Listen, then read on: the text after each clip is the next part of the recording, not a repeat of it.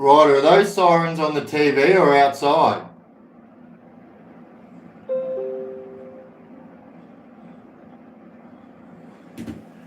Trevor, you bloody legend. The 07, what's going on? My beautiful mumsy, Gunhead. What's going on, legends?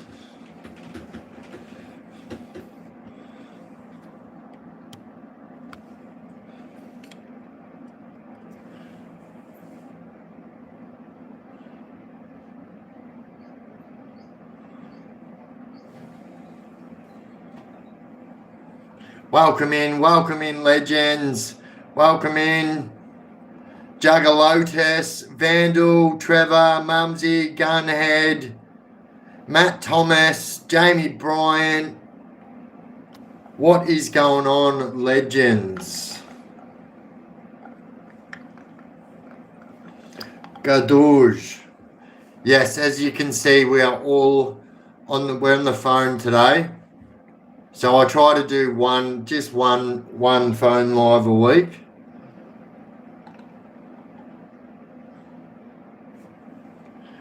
I'm good, thank you, legend.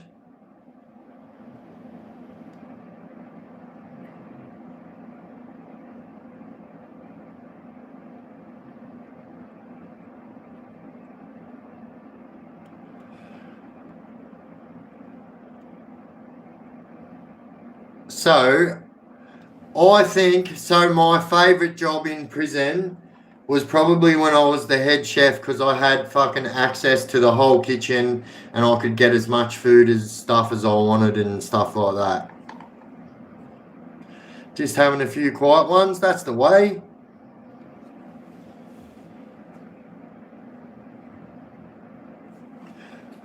Marky P, you bloody legend, what's going on? Charles Homequest, what's going on, legend?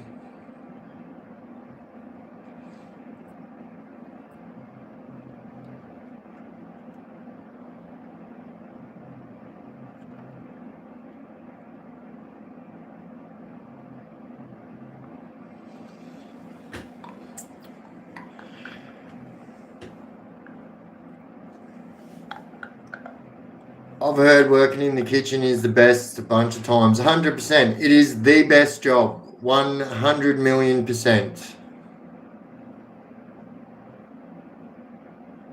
Oi, JD, you bloody legend. Marcus Lee, you bloody legend. What's going on? Just listening to the radio? What are you listening to, Mark? What's going on the radio? On the radio.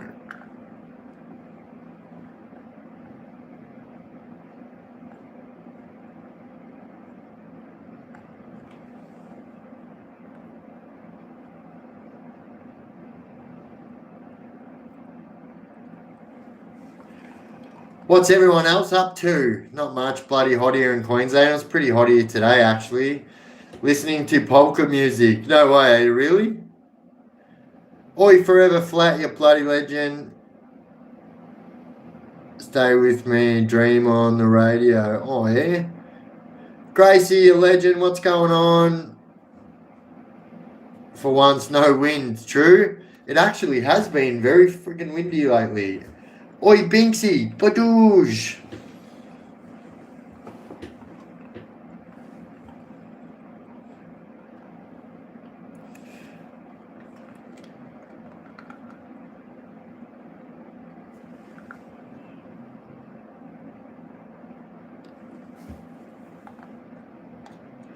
What's everyone up to? Anywho, everyone else's.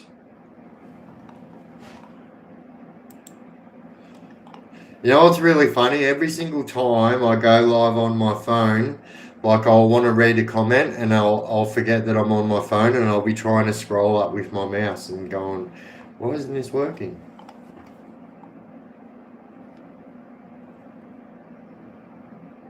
Wasn't too hot in southeast Queensland, rained, actually cool weather.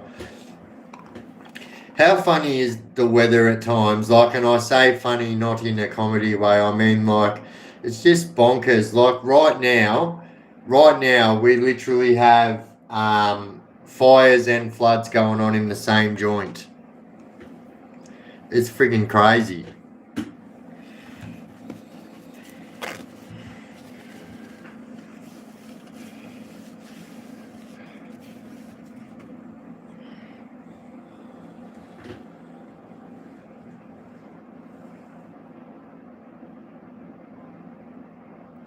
Amount of times I've typed on the wrong keyboard when I had 3 terminals in front of me. Oh, I know, bro. You know what? And because, like, well, as you know, I've got 2 going here. I've got, like, a normal keyboard and then a Bluetooth keyboard as well, and I always find myself doing that and then sitting here going, why are you not working? Oh, I agree, Marky. I definitely 100% agree with you on that. Floods and fires, the greatest disasters here. One if it's too wet, one if it's too dry. Can't win when we grape the land. I mean, this is true too. Off the St. Vincent's Hospital, Melbourne, to see my surgeon guys. The tendon in my leg, femur, I had surgery on, broke completely off the bone. Holy shit. Might need new surgery and another 12 months on. Damn. Hey, good luck with surgery. That would have hurt. Just saying. Boy, it does. Does sound very painful, doesn't it?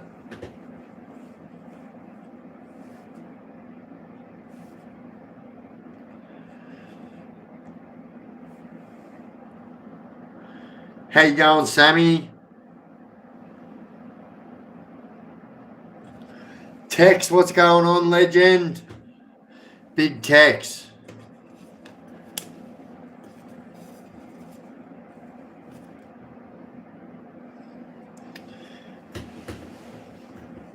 So yeah, we're still kind of in the same situation. Like the fires are still going on around us.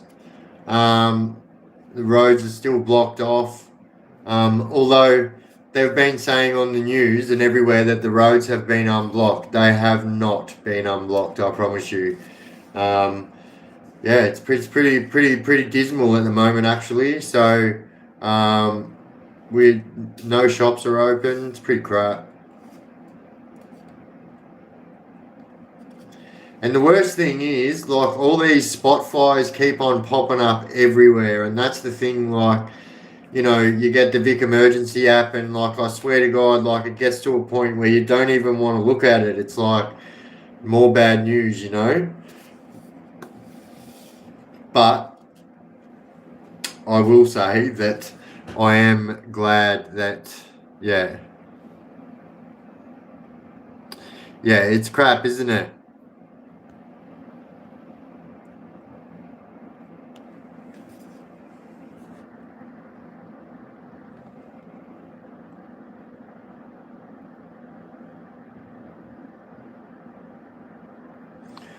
Oi, legitimately, who is doing that? Who keeps doing that? You know who I'm talking to. There's only a few people in the chat, but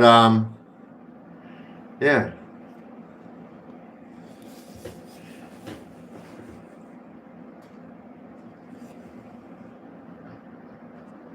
Tex is your brother, isn't it? No, so he's not. So I think a lot of people like think because I call him brother and this and that. But yeah, no, Tex isn't my real brother. He's my brother from another mother brother. But when my brother joins the chat, his name is Dave Hughes. You'll notice it because he's got the same name as a comedian. That's how you know it's my brother. And I only have one real brother and one real sister.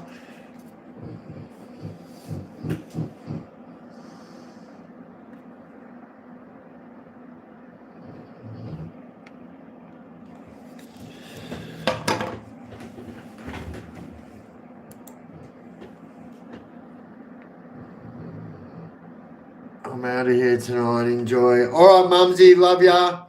Hope you're feeling better, Mumsy. Oi, Marcus Lee, you bloody legend. Gadoosh. Booze. Thank you, legend. Are you related to Simon Hughes? I mean, like, I do have a family member called Simon Hughes. Actually, Mum will be able to jump in here, and I actually don't think his last name's Hughes. He's got his dad's last name.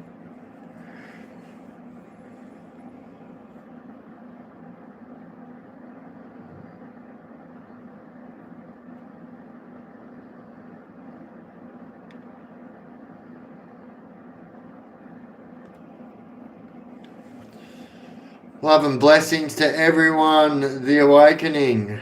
Yep, straight back at ya. Badoos. Thank you, legend. Comedian like Dave Hughes. Yeah, true story. So my dad and my brother both got the same name, which proved to be like pretty troublesome at times for both concerned.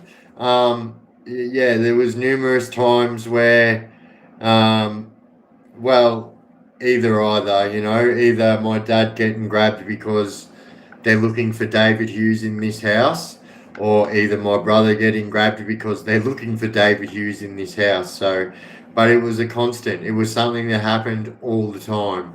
Um, yeah, and male as well, because they've got the exact same name, same middle name, everything, and so male was funny as well. So they'd always like grab each other's mail and stuff like that.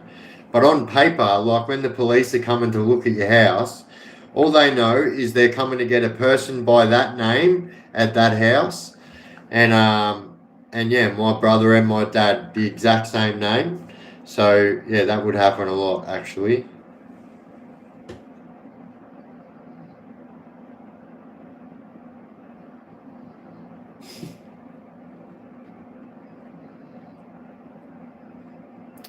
G'day from Logan Central. Hey, welcome in Logan Central. Used to be from up that way myself, I did. As a matter of fact, I used to have to go to the Woodford Corrections Office a lot.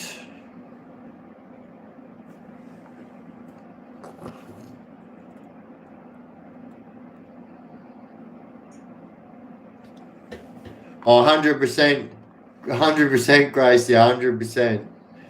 When will part 2 of the Desi doco be out? Here's the thing. Like I feel like there is no hurry. Like, and I feel like I'm not just gonna put it out just and just to have like time fillers in there. I want it to be exactly what you guys want it to be, and so therefore I am taking my time on it. I'm still waiting for a couple of awesome people to be able to talk to me. Obviously, getting people to talk face to face has proved to be very difficult. If not, it's not been impossible, but it's been very difficult. And obviously, the fires have made things a little bit difficult because, like, not only can we not leave, but no one can come in. So, yeah, it's just shit. But yeah, it is something that I'm working on. But like, the absolute truth is, like, I just don't want to put it out there for the sake of putting it out there. Like, there's a whole like part 2 has an absolute reason behind it, and that is like everyone needs to see the level of corruption that like was going on here behind the scenes. And there's so much shit that I have not spoken about. Like, when I say there's so much shit, like there is so much shit that I have not spoken about, because the part 1 was really not even a part 1. It wasn't even really a documentary. It was just showing you guys what it was like when we went up there. And so it just turned out that day turned out to be something that was absolutely detrimental to part 2, and part 2 couldn't have happened if we didn't go up there. So but yeah, I think a lot of people that are watching are gonna watch part 2 and go, what the fuck? And like, there's a lot of people from, I'll say ex-professionals that are even chiming in on the situation and having their say about what they think about the situation where it's at. And you've got to keep in mind too, right? So there was even police officers getting their if you're a police officer in that region at that time when all the houses were getting raided, so a couple of police officers' houses got raided. And so even the police, that like some of them aren't police anymore now, like, are pissed off with the way things are being handled and that. 100%. This is, I believe that as well. So simulation just says it can go two ways. Like, I believe this as well, and like this is still a very one-sided story until anyone hears from Desi Freeman himself, or people that were there at the time that aren't telling lies. So, as you guys all know, every single story has two sides to it. Some stories have three sides to it, and I promise you, this story will really make people like go, holy fucking shit! Like a lot of this stuff is just bonkers.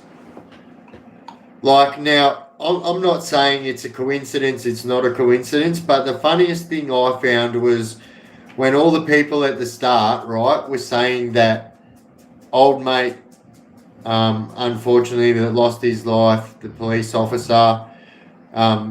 People were saying, all the conspiracy theorists, if you will, were saying that they were actors, they were paid actors, and blah blah blah.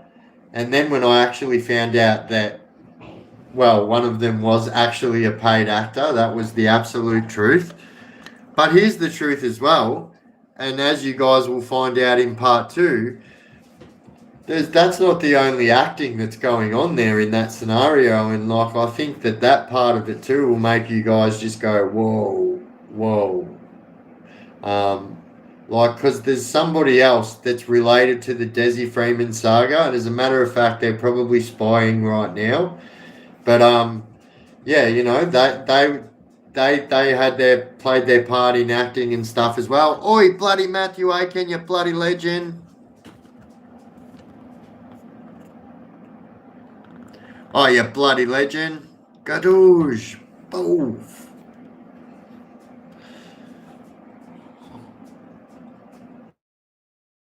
The Beanley Skate Park was the largest outdoor skate park in the Southern Hemisphere. I've been there. The biggest indoor skate park in the Southern Hemisphere used to be in Cranbourne, the Shed. I actually still think it holds that title, if I'm honest. The Shed in Cranbourne.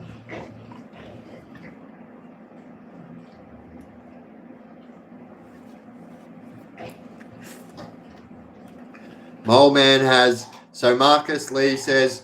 So, Marcus Lee's old man, if you guys haven't heard us talk about it before, so Marcus is somebody that I know from my younger life back in when I used to live in Melbourne, and as a matter of fact, the house group that I was with, my sporting house group, was named after Marcus's dad. So his dad's last name is not Lee, he's using his mother's maiden name there, but his dad is actually a gold medalist, so like number one gold medalist, and yeah, absolute legend. So he says, my old man has a lot of stories being a legal gun factory owner before the first gun laws, had all stories, buying high-powered and converted shit to keep up with one another. Oi, I can remember this, Marcus, and I've said this a number of times. I can remember after the last gold medal that your dad won at the Olympics. So his old man was a gold medal shooter, right? So he used to do shooting. That was his sport. And I remember, like right after your dad's last gold medal, that you and your whole family, the Sultan of Brunei, like no shit guys, like this guy that used to go to our high school. So Marcus was one of my older brother's mates. That's how I know Marcus. They were like, Marcus was at my joint all the time. But yeah, I remember when you packed up and fucking nicked off because like you went to the Sultan of fucking Brunei, paid your dad to come over there and teach him how to shoot. I remember that was like, for us, from Marinda Park in Cranbourne, that was fucking wild. I remember thinking, whoa. Got my boy a sick RC car for his birthday. Gonna take him to smash it around the Beanley BMX track. Fuck yeah, do that. Oi, the BMX tracks are best for them type of RC cars.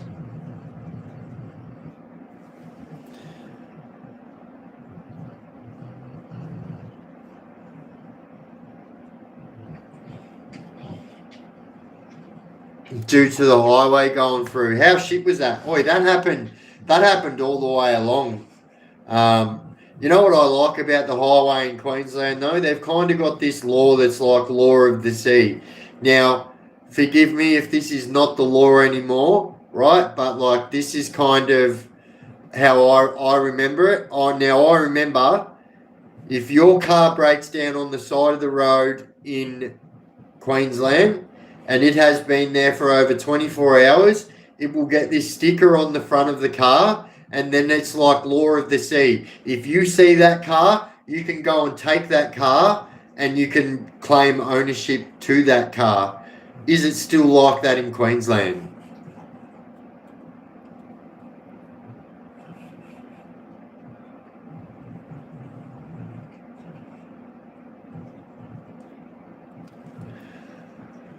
Um, Hey, whoever's going heavy on the message muting or deleting, just pull it back a little bit. There's nothing real bad getting said there.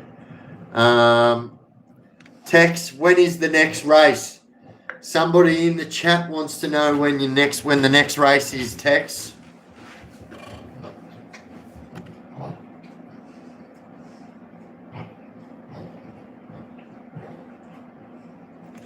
Don't know, but I got 5 new cars. Well, that's fucking awesome. What cars do you have? Oi, Mr. Reese, Cena John, what's going on? Tex says not sure.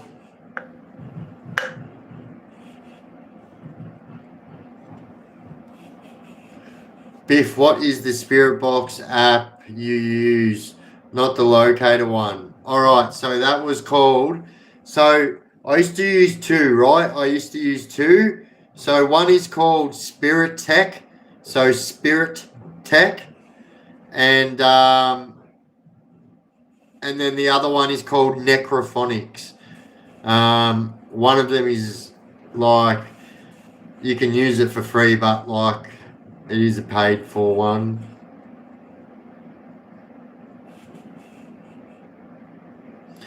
Now look.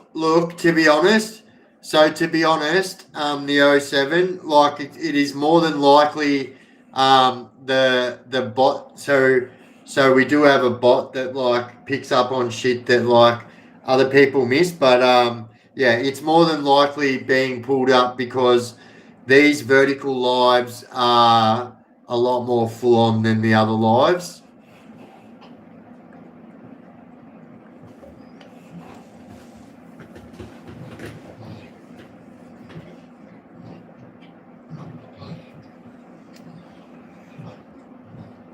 Thoughts on Oz? I don't know who that is.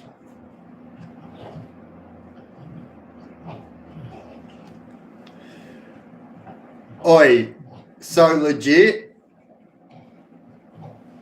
This is not being done. Anyway, we will talk about this after the live. Gunny, please take note of this.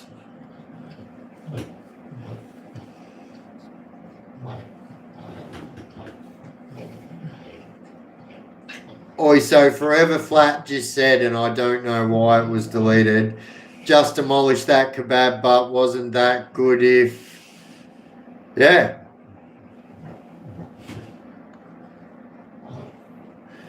Let me show you something here. A little trick I learned back in the heyday.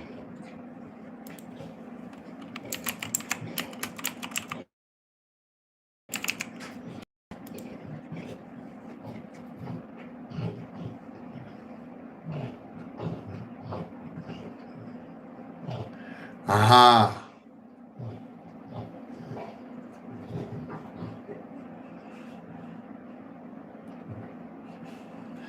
Bloody Telstra, this live stream keeps freezing on me.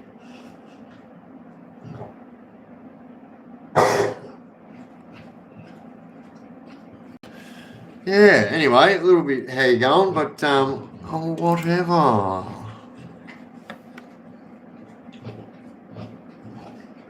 Whatever.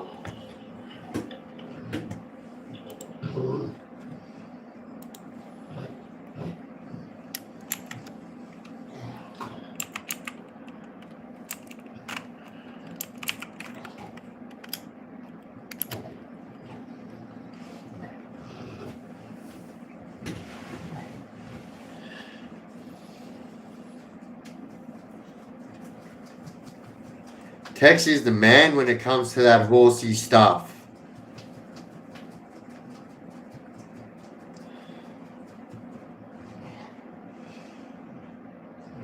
Did your house get through all good, not too smoky? I mean, I guess that was one of the only things that like we weren't going to be able to like go without. Yeah. Like was the smell. Obviously the whole fucking region is blanketed by smoke, but what I will say is this. I was actually pleasantly surprised at how much little smell there was considering there was that much smoke. It didn't compute in my brain.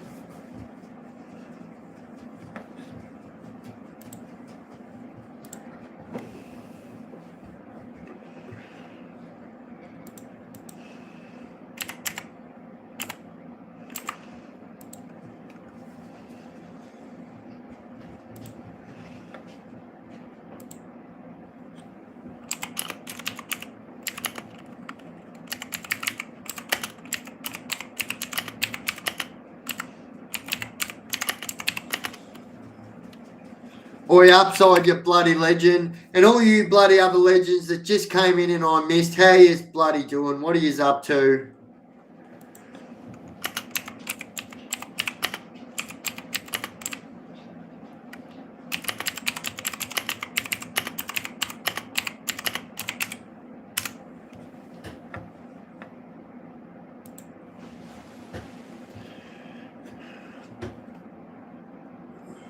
The state's a bit warm at the moment. 100%. And you know what? So for all of you legends that don't know, this coming weekend is going to be another 40 plus weekend where fires have been.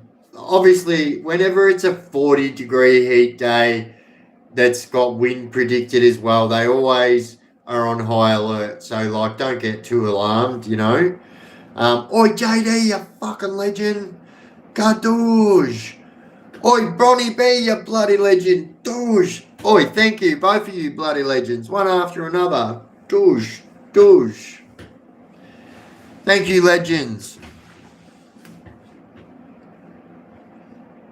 So for those of you that don't know, I'm not like throwing punches at you. I just Bluetooth it, like, because we're on a digital. Anyway, I'm giving you knuckles, but Bluetoothing it. Anyway, it's what we say.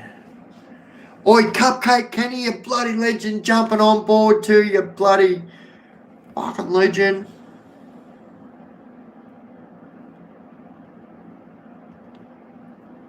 Oi, thank you, you bloody legends. Cupcake, Bronny, JD, bloody legends, thank you.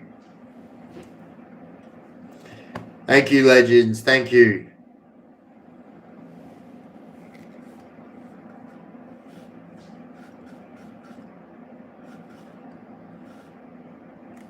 Oh, yeah.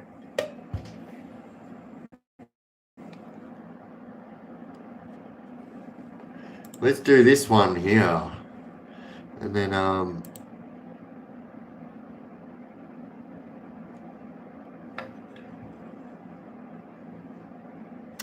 bit of ambience. We need a bit of ambience.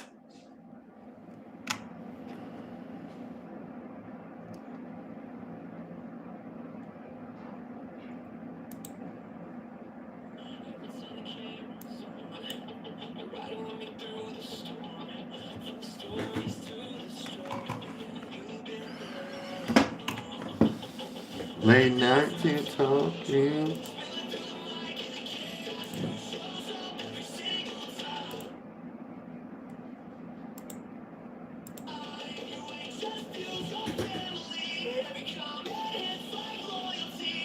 Oi, Stephen Spadotto, you bloody legend. Victoria's being burnt out and flooded at the same time. Makes you wonder. Oi, I literally was saying this before, and I said it on the last live as well. This is something that usually goes on every year, yeah? Floods and fires at the same time, but never in my lifetime have I ever remembered a time where we've had major floods, like major floods where like people have lost their house and everything, and major fires at the same time. Make sure.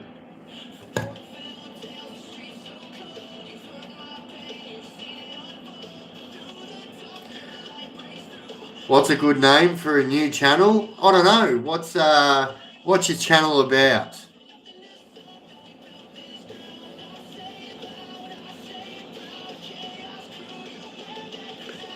Okay, yeah.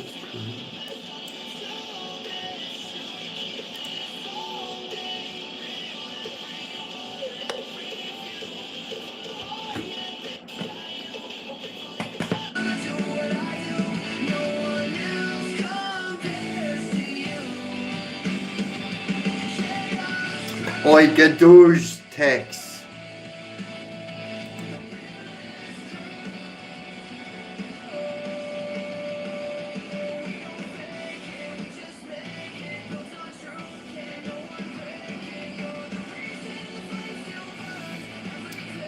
Well, I hope no one was being that word in the chat.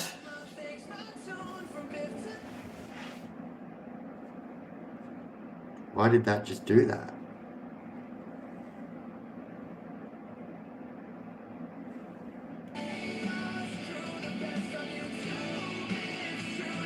Mate, I watched the Darko Desic video earlier. Very interesting story. Oi, how good.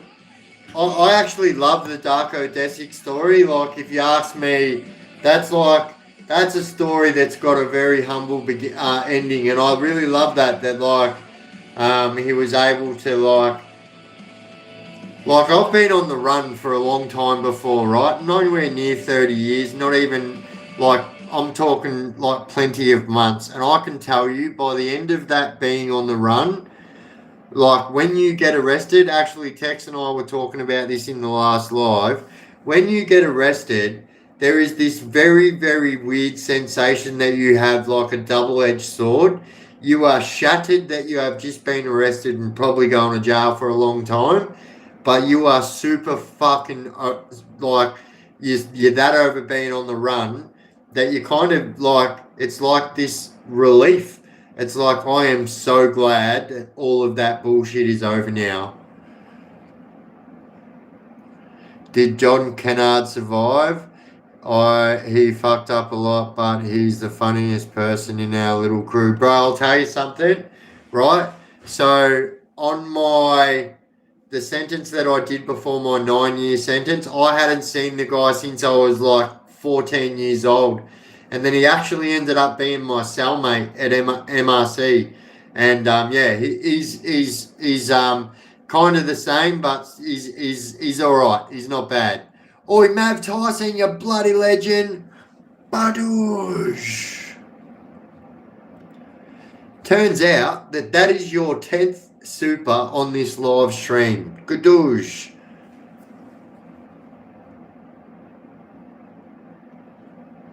Mav Ty, that is your 10th, allegedly.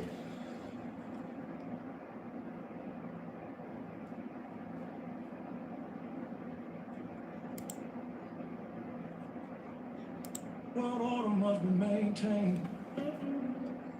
If you want me to bring anything to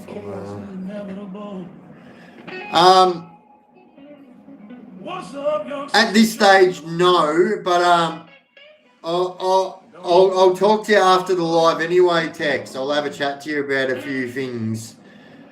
It's the order and how we do.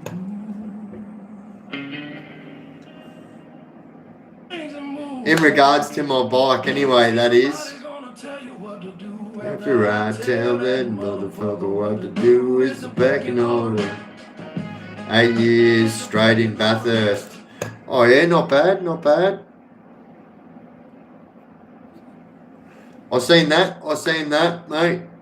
But yeah, oi, buddy, you never have to redact your statements like that. Like you're not going to be, no one's going to get offended by that. And yeah, so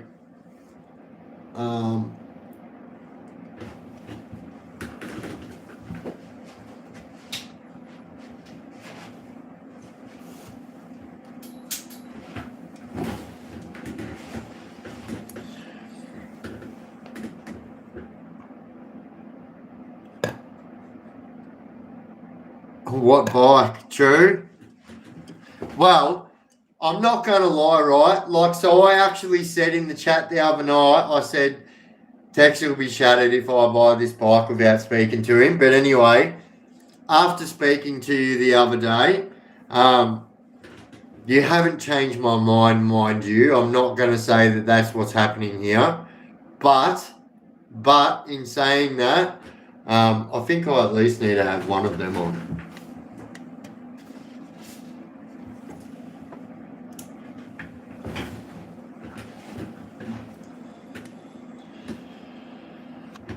Oi, I promise you, bro. Like over the last few days, I've been looking at diners and I'm like, bloody Tex, I'm telling you. Have you got your bike license yet? Yes, I have had my bike license for a long time. Are you from Australia? I am most definitely from Australia. Oi, Psycho, bloody legendary Oz, what's going on?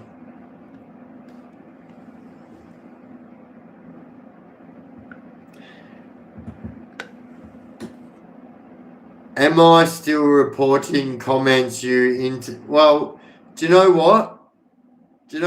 I don't even delete comments. I don't even have to do it. I've got the fastest gunslingers in the West. So if you come in like that, the comment's going to be out the door quicker than that, and I'm going to be moving on as quick as this. Chopper had abusive childhood like most criminals, homeless people, and drug addicts. Chopper fortunately made something of himself.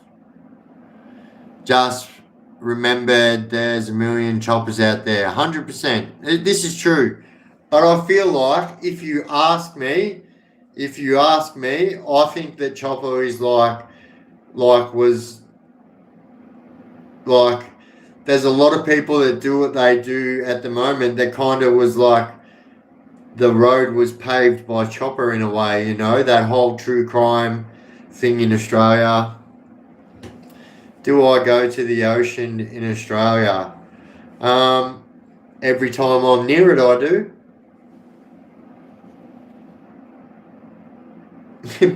Oi, I would be my number one customer if I opened a restaurant just full of chicken Kievs. Biff, do they make you resit your license after a relapse in prison? So yeah, there's certain rules that every state has. If you don't hold your license for a certain amount of years, I think it's 2 years, unless it's suspended, right? This is where it doesn't make any sense to me. They can suspend your license for 4 years.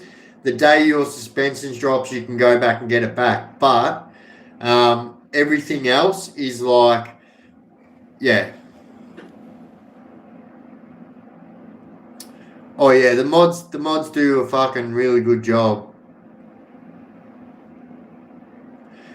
Chopper sold his paintings to brothels and libraries. So a lot of people probably don't know. I actually don't know if it's still open. I imagine it would be, but up until right up until the start of my big sentence, which was 2010, Chopper had his own merchandise store where he would often serve in there himself, because it used to be at the Bendigo pub in Collingwood.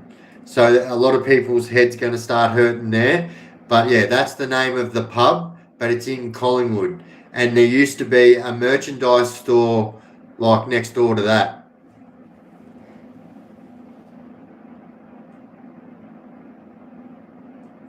Why have my comments disappeared, please? I have a lot of evidence of police court and more corruption.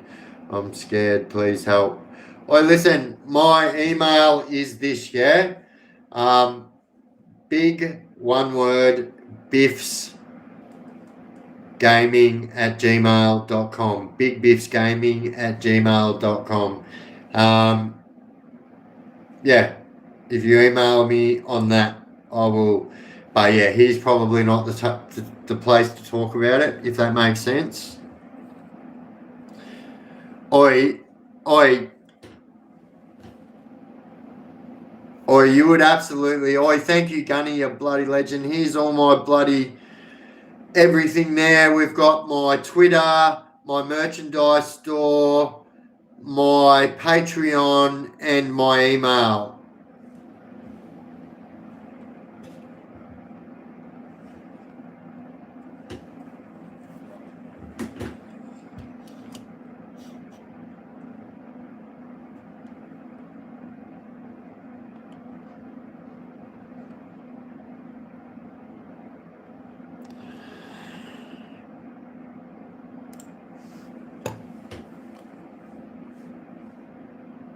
Have I ever seen a redback spider? I reckon if you ask any Australian that they will tell you multiple times.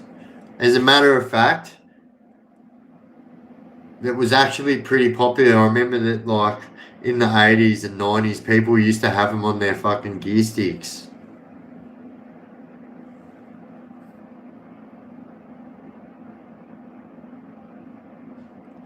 Oi, bro, in all respect, bro, no. Look, I'll say this though. You've got me looking at diners, and the last diner I looked at was a bit of a bagger. It comes with bags, but they won't be staying on there. I will be saying that.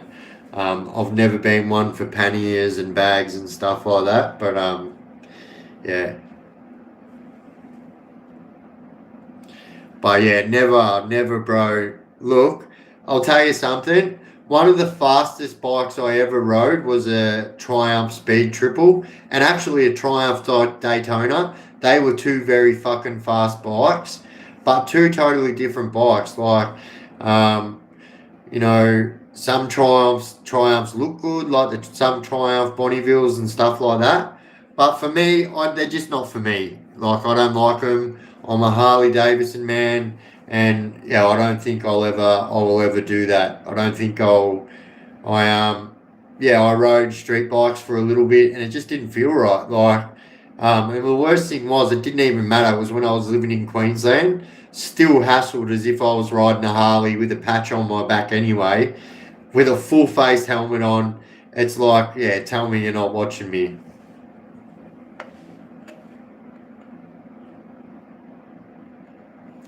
World's Fastest Indian, good movie. I actually agree.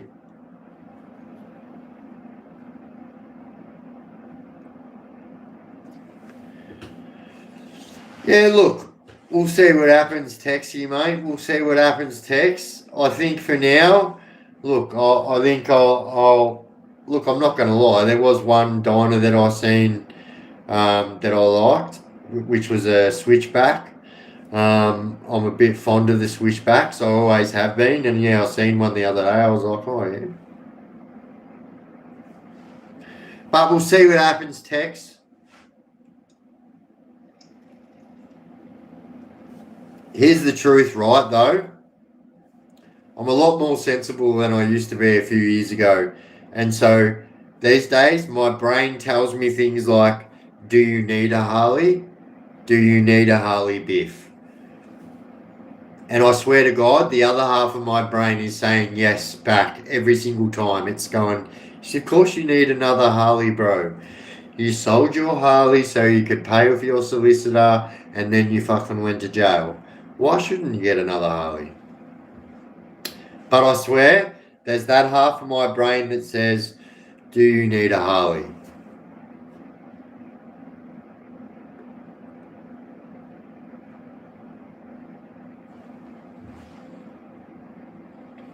Like, here's the thing, and I can't even stress to you guys enough, right? People, when I say that I'm buying a bike, get concerned that I'm going to be joining a motorcycle club. Now, I don't mean you guys, it's generally my family, right? So, but I can say this, right? There will never, ever be a day that I'm wearing a cut again. Like, that just won't happen. I have been lucky enough to be able to see from the inside looking out rather than the outside looking in, and found out that it wasn't for me. And I'm probably lucky that it was pretty much the same across the board, you know?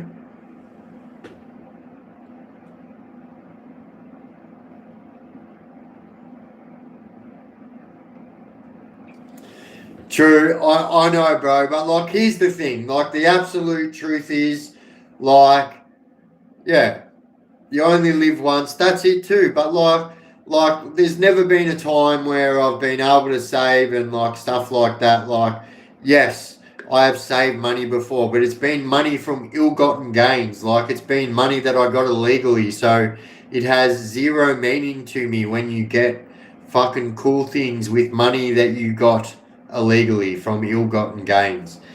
And so, for the first time in my life since I was a fucking child, I've been able to save money, and I think that, like, yeah, why not? Yeah.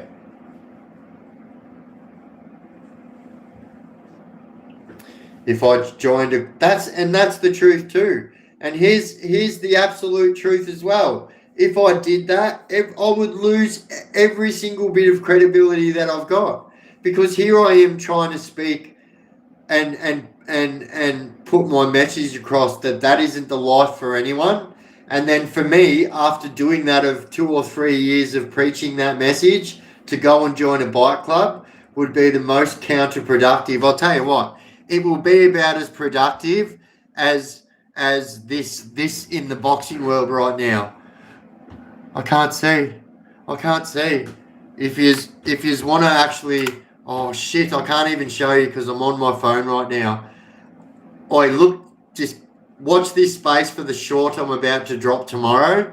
But yeah, that is the biggest joke in fucking boxing right now.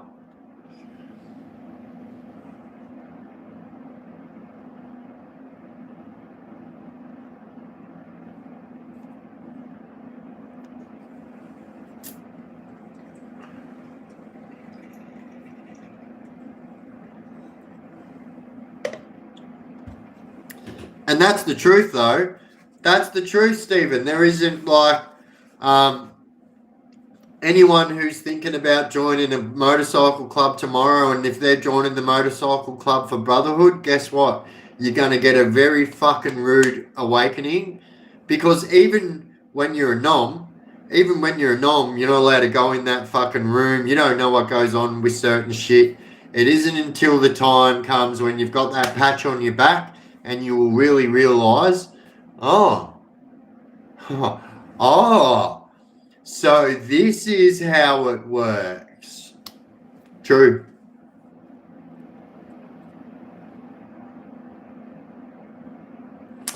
No, I didn't, bro.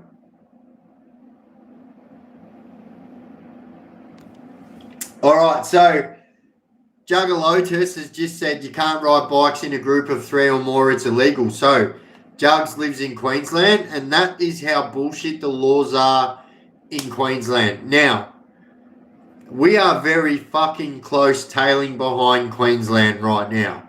Let's not get it twisted. We still don't have. We can't get in trouble for tattoos that we had prior to that law coming out. But then it's like there's this line in the sand. Like, how the fucking hell are you going to be able to see a tattoo on somebody and say, "Oh yeah, you got that tattoo after the laws were brought out"? Like, this is going to create the biggest loopholes that you can, yeah. Once you realise it's too late, and that's why I try and say, take it from 2 blokes that have been in that world that will say the same thing. Once you realise, this ain't all what it's cracked up to be. Now, let's not fucking get it twisted, yeah. I had some fucking awesome times, yeah, and I experienced some very fucking good brotherhood moments, you know what I mean? But that is not what that life is about today. And I will be a man and I will stand in front of every one of you and I will say that openly. With, you know what I mean? Like, yeah.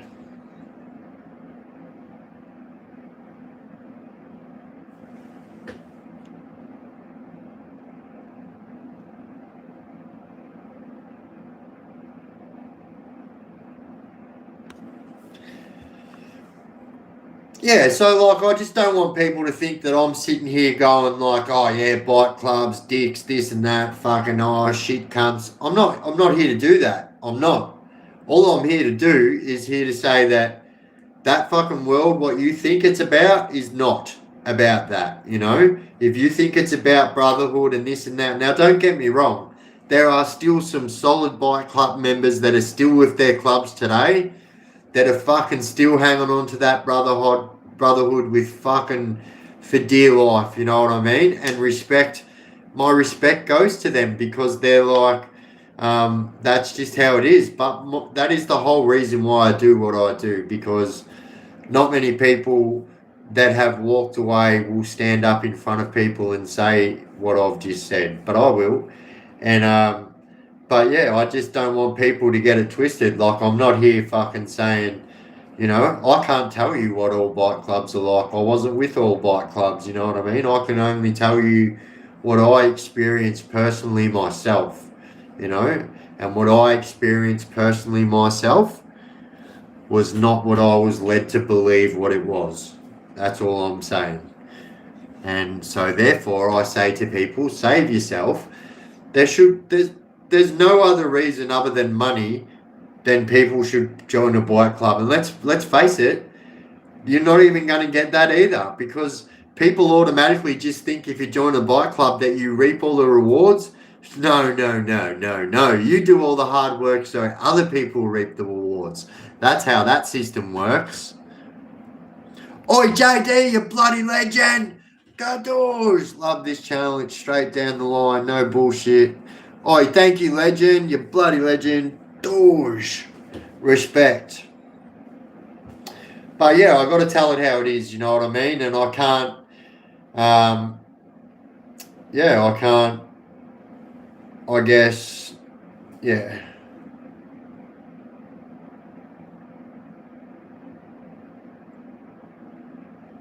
It's good that you are sharing this with us. Respect. Look, and you know, I need to like draw a line in the sand here. I've got no disrespect or, you know, like I just said, my hat goes off to the people that are still toughing it out in that world. Yeah, because well, I've seen it, right? So my hat goes off to them, and that's I can't be any more realer than that, you know. And but yeah, is it the life for me? No fucking way. No way. Um, was there a time in my life where I believed that that life was for me for the rest of my life? Yeah, yeah. It was probably before I realised it was too late, though. 100%. You know what I mean? All this shit, I can't be any more realer than this, right?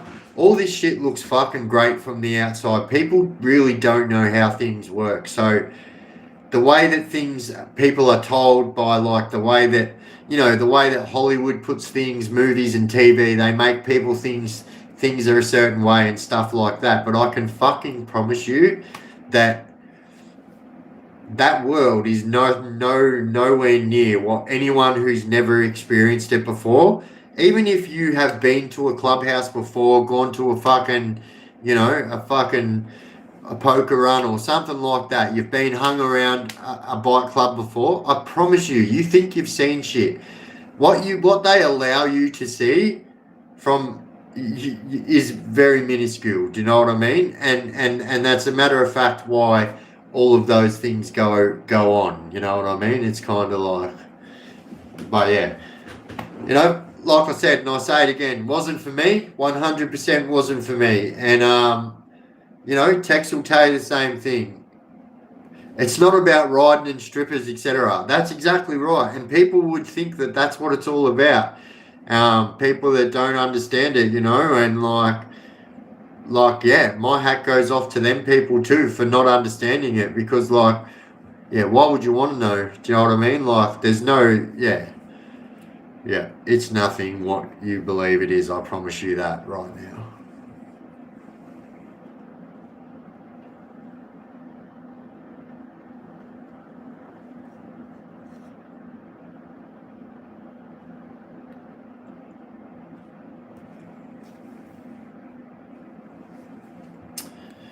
Yeah, and I agree. This is the truth. and I can't say it enough, right? I say this all the time. I spent 25 years fighting the law, and the law won. And although there were multiple times where I could sit there and say, oh, I can honestly say that I won, right? But here's the truth. There's always a flip side on that coin, and I promise you, at the end of the day, I was fighting an entity that you cannot win against. Yeah, you will always think that like the best thing is this, right? People think they can trust people. You know what I mean? And like, don't get me wrong, there are some very fucking solid people out there that are very trustworthy. I'm not saying. I'm not saying that. Yeah, I'm just gonna leave it there.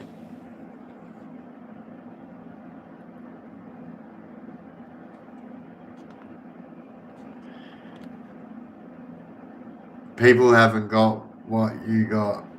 I'm talking about a great bunch of followers. And you know what? I think it's a little bit more than that too, but it's more than just like followers and subscribers. I touch on this all the time because like we've built a community here. So it's like yeah, I think that yeah, that's what sets us off. But like yeah, and what started me off in this fucking tangent talking about this was me saying that I was buying a bike and blah blah blah.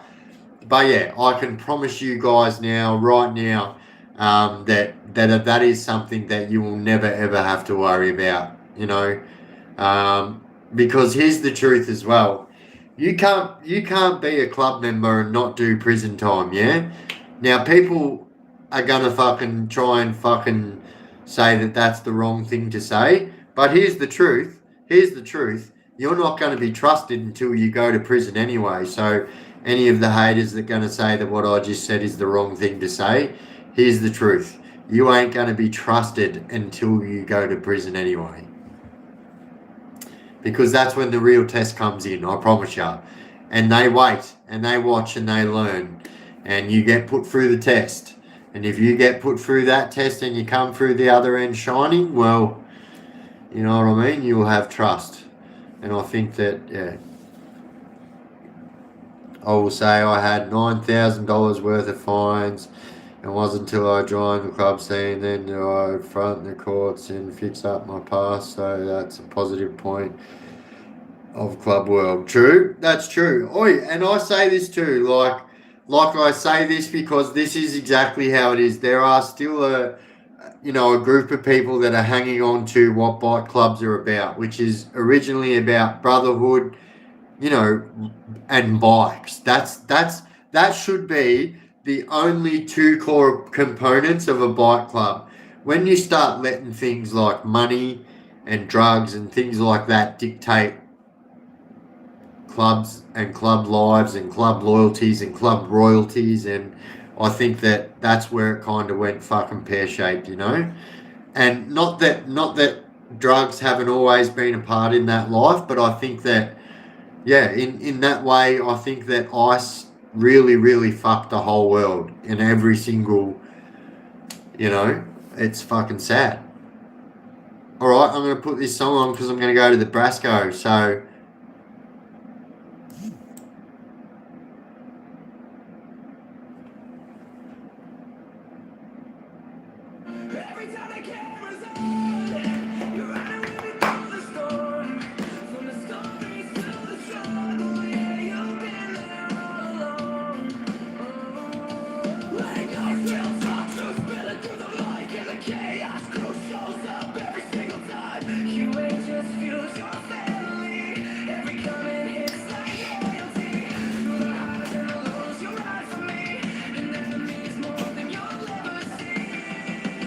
shout out to the Chaos Crew.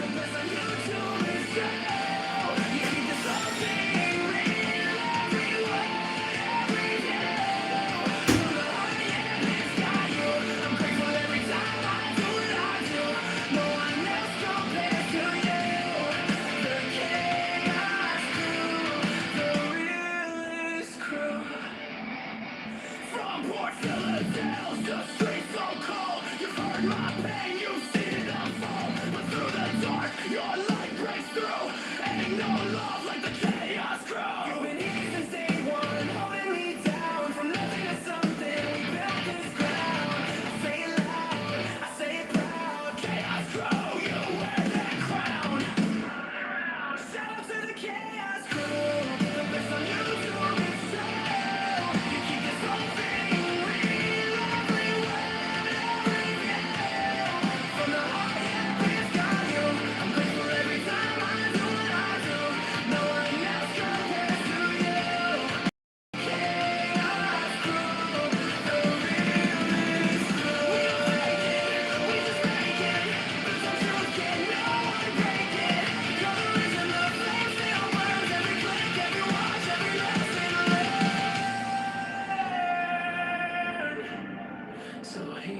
my love, my thanks, my tune. From Biff to the chaos crew. You're more than fans, you're part of the name. Together we ride through the chaos and pain. Shout to the chaos crew, the best on YouTube is true. You keep this whole thing real, every word, every view. From the heart, yeah, Biff's got you. I'm grateful every time I do what I do. Forever loyal, forever true. The chaos crew, this one's for you. This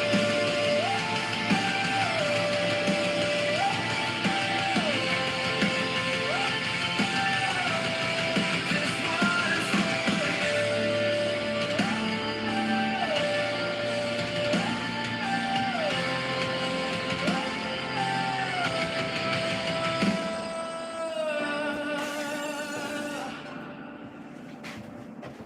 What about that for timing?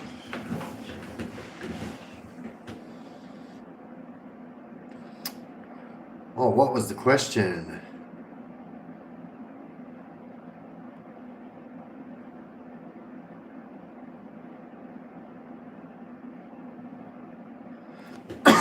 Alright, so I did get a postal address, but I'm waiting because I did that on the weekend. I am waiting to get that approved. So I do have a postal address. It is a Melbourne postal address. This was the issue that I kept on hitting. It's not confirmed yet, only because we did that on Friday night, and it's still the weekend. So I'd imagine tomorrow it will be confirmed. This is a service that is linked to Australia Post as well. So I made sure it was all above board before I jumped on board. There's a lot of people that try and offer digital mailboxes, it turns out. So I do have an address. If you can give everyone the address now if you want, Gunny. Because when it does get confirmed, that will be the address. It is like the address has been approved, so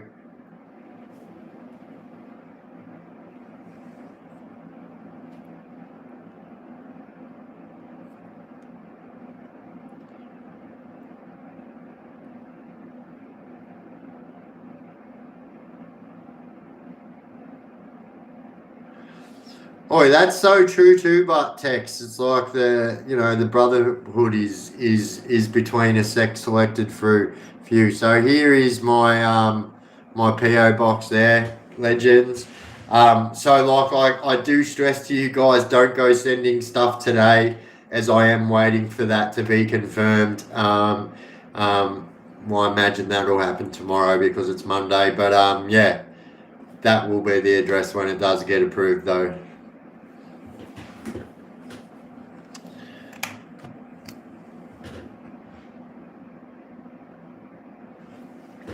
No, I don't. So that's the whole point of it. So my whole point was this, right? So I live in an area. It didn't matter. Like it was going to be a drive for me, or this or that, or I would have had to dox myself and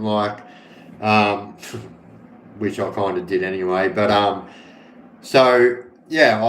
had to go and look for something else, and this is what we came up with. And so this is a service that is connected with Australia Post. It's called Anytime Mail, and they offer a digital mail service. So what it is so everything will get delivered to that address, but when they see that address, they know that it has to get sent to my personal post box.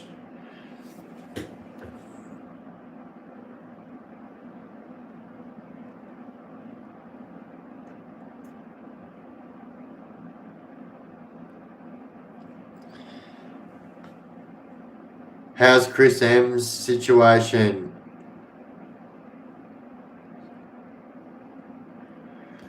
Chris M. I don't know. No.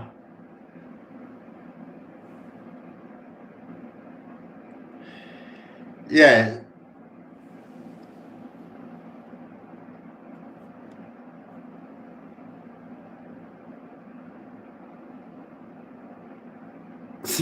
Yeah, good try.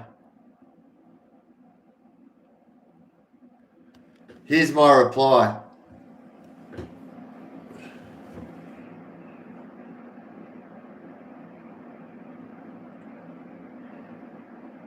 Anytime males, I mean, yeah, I get what you're saying, but like in regards to like giving out your address or where you live, it's like it's the best thing, and it turns out that yeah, this is the most used service, and it is actually the service that Australia Post tell you to use, which is how I found it.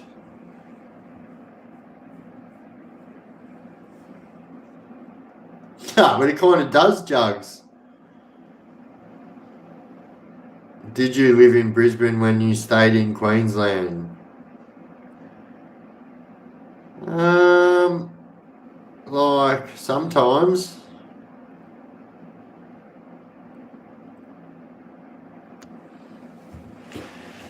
No, I did. I did. I lived in Brisbane. Yeah.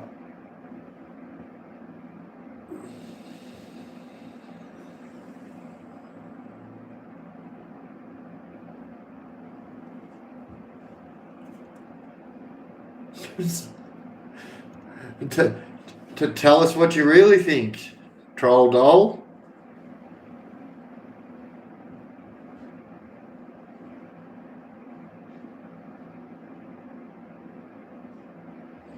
Oi, Nessie, you bloody legend. I ride, you bloody legend. Vandal, you bloody legend.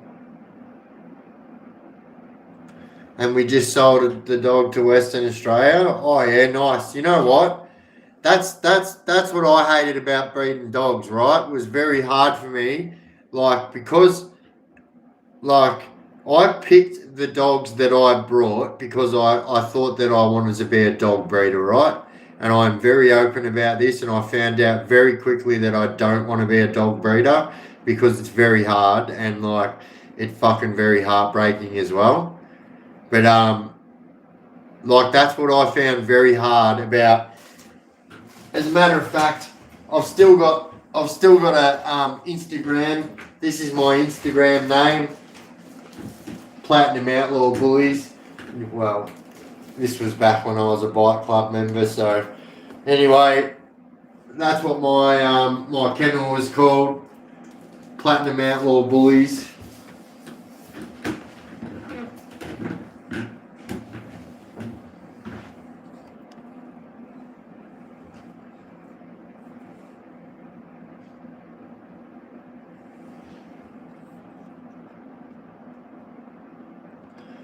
So, all right. So, Steven Spadotto, I would absolutely agree with you, but you have to agree with me that, like, Jake Paul has single-handedly brought boxing back to the main screen again. Do you know what I mean? And me, as somebody who, I don't know, I've just got to respect somebody who does something like that. Now, do I think he's a fucking clown? Yes, I do.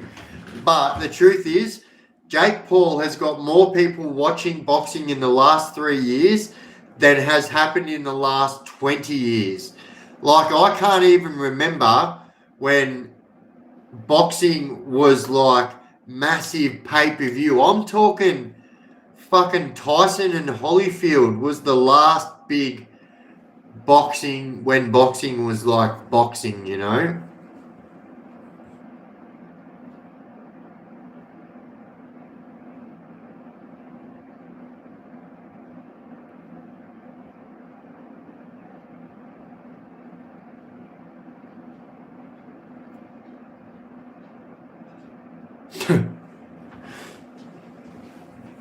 Yeah, I ain't even touching that one either. All I will say is this, yeah? All I will say is this. Two YouTube or two social media identities that have a fucking beef or whatever, that was a beef that was quite possible to become a physical on the outside life beef.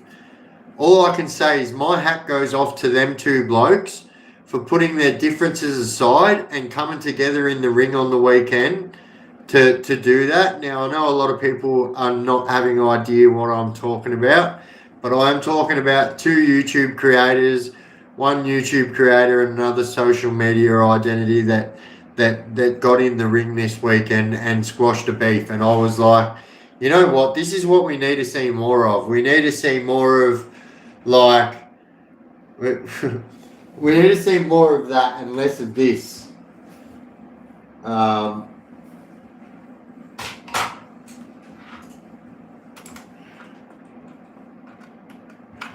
More of that and less of this. Got him.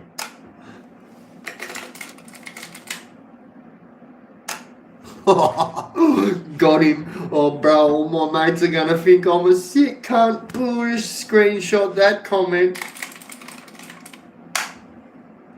You know, there's just no respect in that. That's all I'm saying.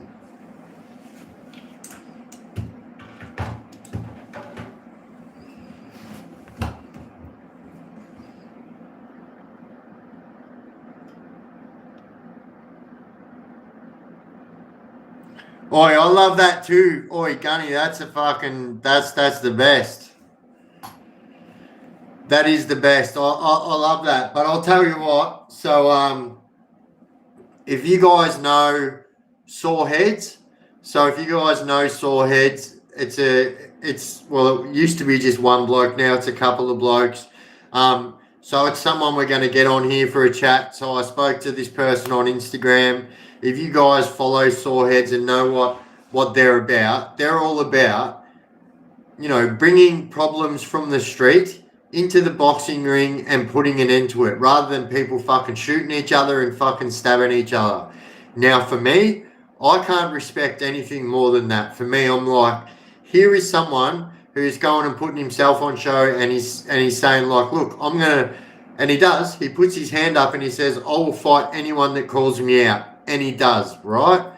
But I've got to respect that. You know what I mean? And yeah, so I did ask him if he would like to come on the channel for a chat. And yeah, so he said next time he's in Melbourne, we're going to hook up. So yeah, keep your eyes out for that one, legends. Yeah.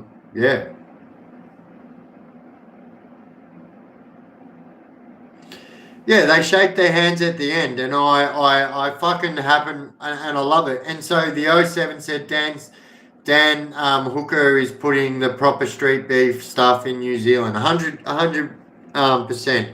And so like Hooligan Hefts, or AKA what's his fucking real name? Anyway, Hooligan Hefts, he runs the hood. What's it called? The hood beefs or whatever. What's it called? Hang on. I'll look and find it.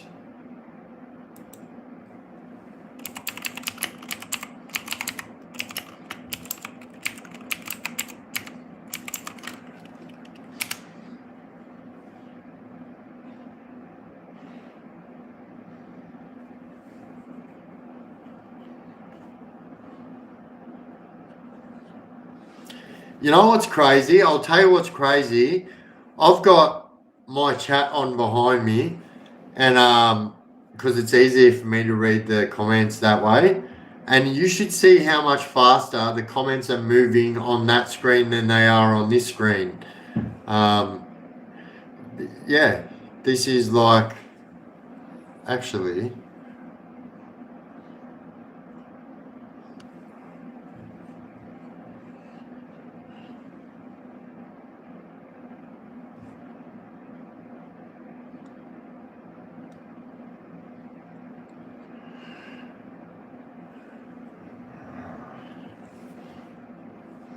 Yeah, and then like you've got like professional tips like this. This is what you do, all right?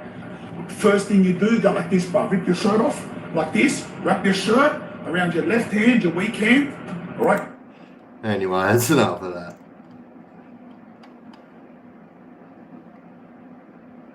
What What about let's just talk about Australian boxing for a moment here. Let's talk about the three words in Australian boxing that's going to go down in history as the biggest fucking sham in history.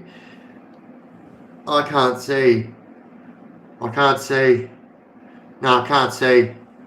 Well, maybe it's because the doctor's fucking holding his hand over one of your eyes, but now even the doctors came forward and the doctor said, well, one of us is lying and it ain't fucking me. But here's the truth. Everyone was sitting there and watching it and listened to him say 3 times. He actually said it so quick, it was probably 4 times. You couldn't tell whether it was 2 times really quickly or 3 times really quickly. He was like, I can't see. And then he was like, I can't see, I can't see, I can't see. It was like, holy fucking hell. Bro just took up speed talking for a moment.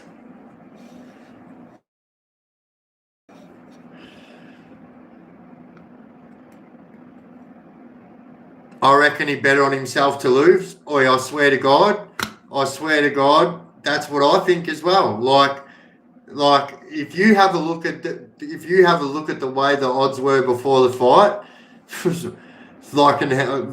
you'd be a silly, like, fuck me.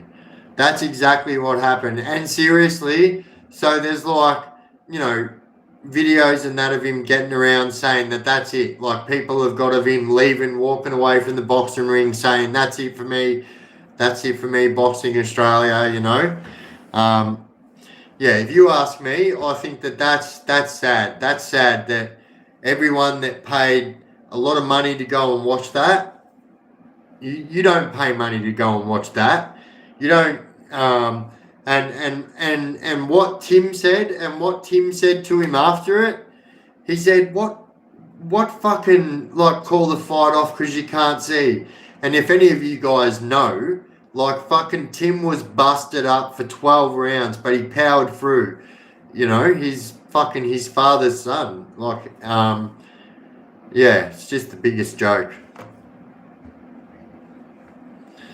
It actually upset me a little bit, if I'm honest. I was like, yeah, we were live here, and when you came back on and you said, oh no, there's been called no contest, I was like, oh, I didn't expect that, but I in my head just assumed, I suppose, because I don't know, man, I just thought the other way.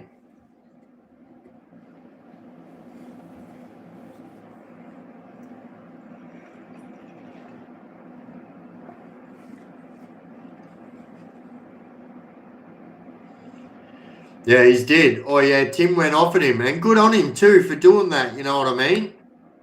I think Tim knows. After Tim's last fight, he made a conscious decision to say to everyone, I'm back, which leads you to believe that he believed himself that he didn't have it, which is sad for me because he was very fucking talented. And but yeah, if you asked me, I think that Tim's two different beasts, but I think that Nikita is the better contender at the moment. And the funniest thing is that exactly what Zarafa said. He said, here's the truth. He said the rivals between me and Tim, I think that Nikita is a little bit underprepared. But here's the truth as well. I love boxing. I understand how it's scored. I would have scored that first round to Zarafa. Here's the truth. Honestly, I probably think that most of the judges of that night would have scored that first round to Zarafa. That's the truth. But I honestly believe that they fucking call him he has his nickname Nikita because the Butcher, because he's fucking brutal. And literally, if you watch his other fights, he literally lets people bash him up for 1 or 2 rounds so he can get a feel of how they fight, and then he just explodes on them. He's a different beast than Tim, Nikita. And 100% you could see it. You could see it in Zarafa's face before he even got split. He was like, whoa. you could see he was like ducking, like he was on the back foot. He was on the defensive, and he made let everybody in the boxing world believe that, like, you know, this is me. I'm fucking like because there was a time when Zarafa was fucking really, really good. But yeah, I think that he overhyped himself up because that's what I believe too. Probably put a very big bet on himself. Yeah.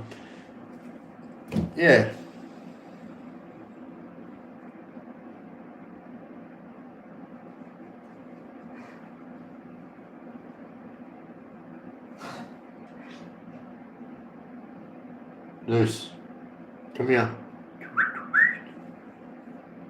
Here's a boy.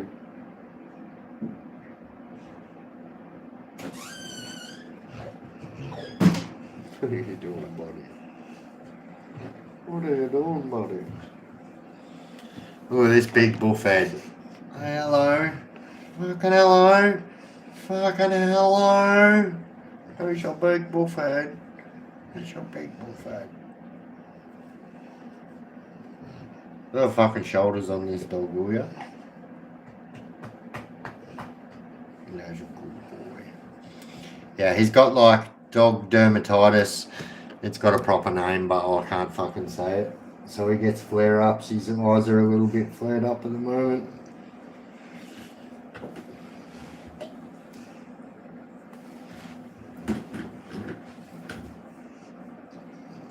You're a good boy, aren't you, boy? Oh, that's a good boy. Yeah, come here. Yeah, come here. That's a good boy, aren't you? Hmm?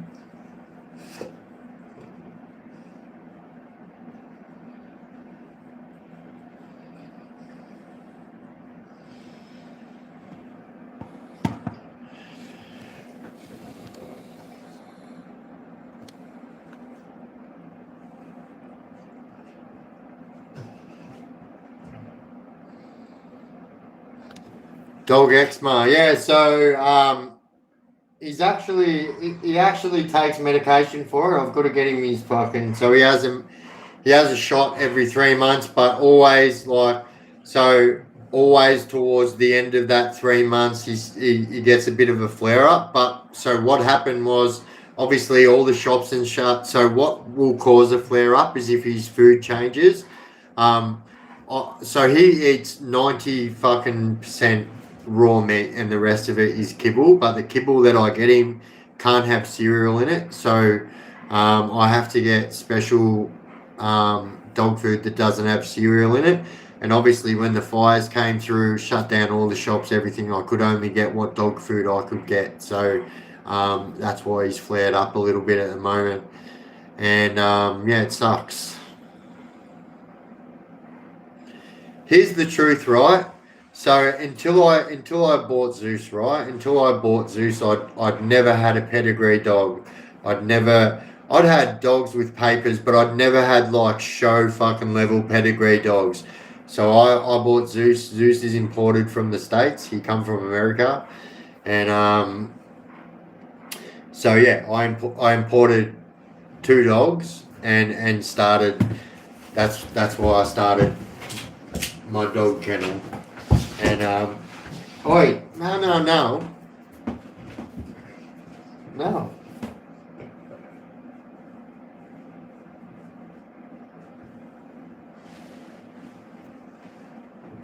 Does he bark with an American accent? Yeah, he does, yeah. No, he doesn't. He doesn't actually.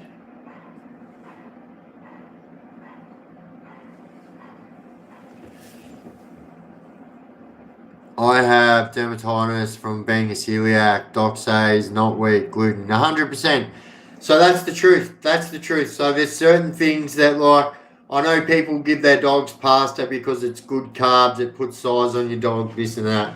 So, but I can't give none of that shit to my dogs because exactly what, whoa, holy fucking shit, bro. JD, Kadosh, you bloody legend. So those of you that don't know, so JD actually breeds dogs as well. And yeah, actually fucking has a lot of dogs. So yeah, We are very similar like that. Good doors. Thank you, JD. You bloody legend.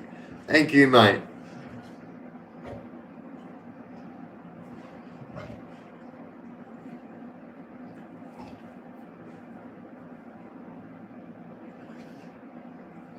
Have you tried scratch dog food? No, I haven't. So I have seen scratch dog food. So I just get. So the last stuff that I got, I really don't think that it agreed with him, and I think it actually. So it was the no cereal, but I've been getting the what's it called? No, come on, mate. And now, come on your bed. No, on your bed. Come on, good boy. But yeah, I think yeah, it was definitely the last few weeks, stress changing his food and stuff like that. And because, like I said, he eats raw meat 90%. So he basically has 3 kilos every single night of food. Yeah, he weighs 80 kilos. That dog, 80 kilos. So he costs a lot to feed, but like he really notices it when you change his food and like, yeah. You need to go to the toilet. All right. Like this is what he does. This is how I know he needs to go to the toilet. Come here. He just stares at me. Like he's so smart. Like he'll do one of two things, right? So if I'm not here in the office, whatever, so he can also, he's that fucking strong. There's only one door in this fucking office, in this house that he can't push open, and that's my office door. But yeah, he's so smart. Like he comes up and he'll just look you straight in the eyes, and like not move, and you just know he's got his tail wagging, and then he'll just take off to the door. Dogs are so smart, and all they want, dogs are the best. You can't ask for nothing more than a dog's love, I reckon.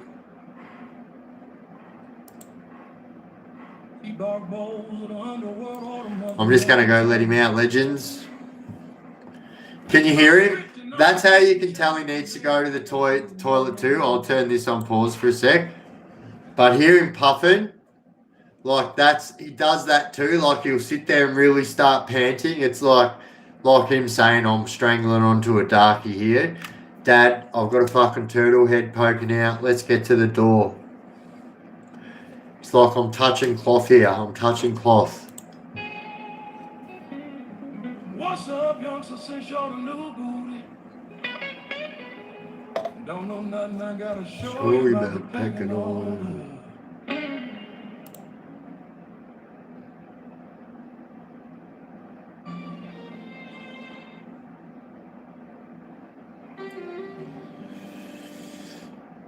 Do you like French Bulldogs? So I say this a lot, yeah. So actually, when I went to buy Zeus, so when I bought Zeus, I actually went to buy. So I spoke to these people. They kind of work as an agent that like anyway. I wanted a French Bulldog, right? And so I knew that I wanted a fucking a pedigree dog. I had money put away.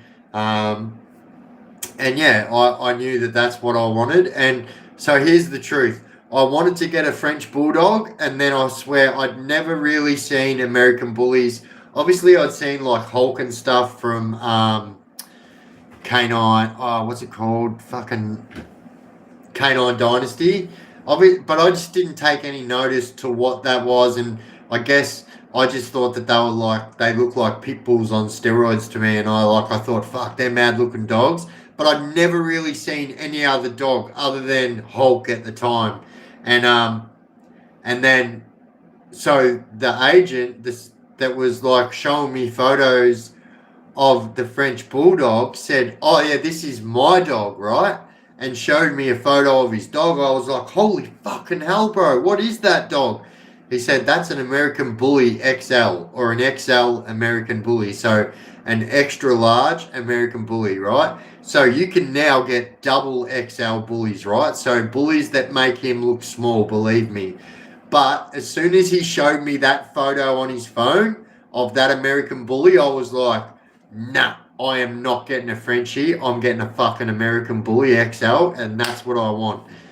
And so, yeah, I just went to looking, and so I got rid of the agent because that was just stupid, and I realised that I could do it all myself. And yeah, I bought an American Bully, and I bought Zeus, and then so I had Zeus for probably 3 weeks, and then I was like, fuck, I need another dog and I need to breed him. So Zeus is actually on the short end of the XL Bully size. So he's actually, so he only just makes it in because, like, what makes them their name, like XL Bully, a Bully Standard, a Pocket Bully, is actually their centimetre height, right? So his centimetre height is like just in XL. He is just out of standard bully range, right? And then so I bought a pocket bully, but my pocket bully that I bought was just like a tall pocket bully, you know what I mean? But she's not.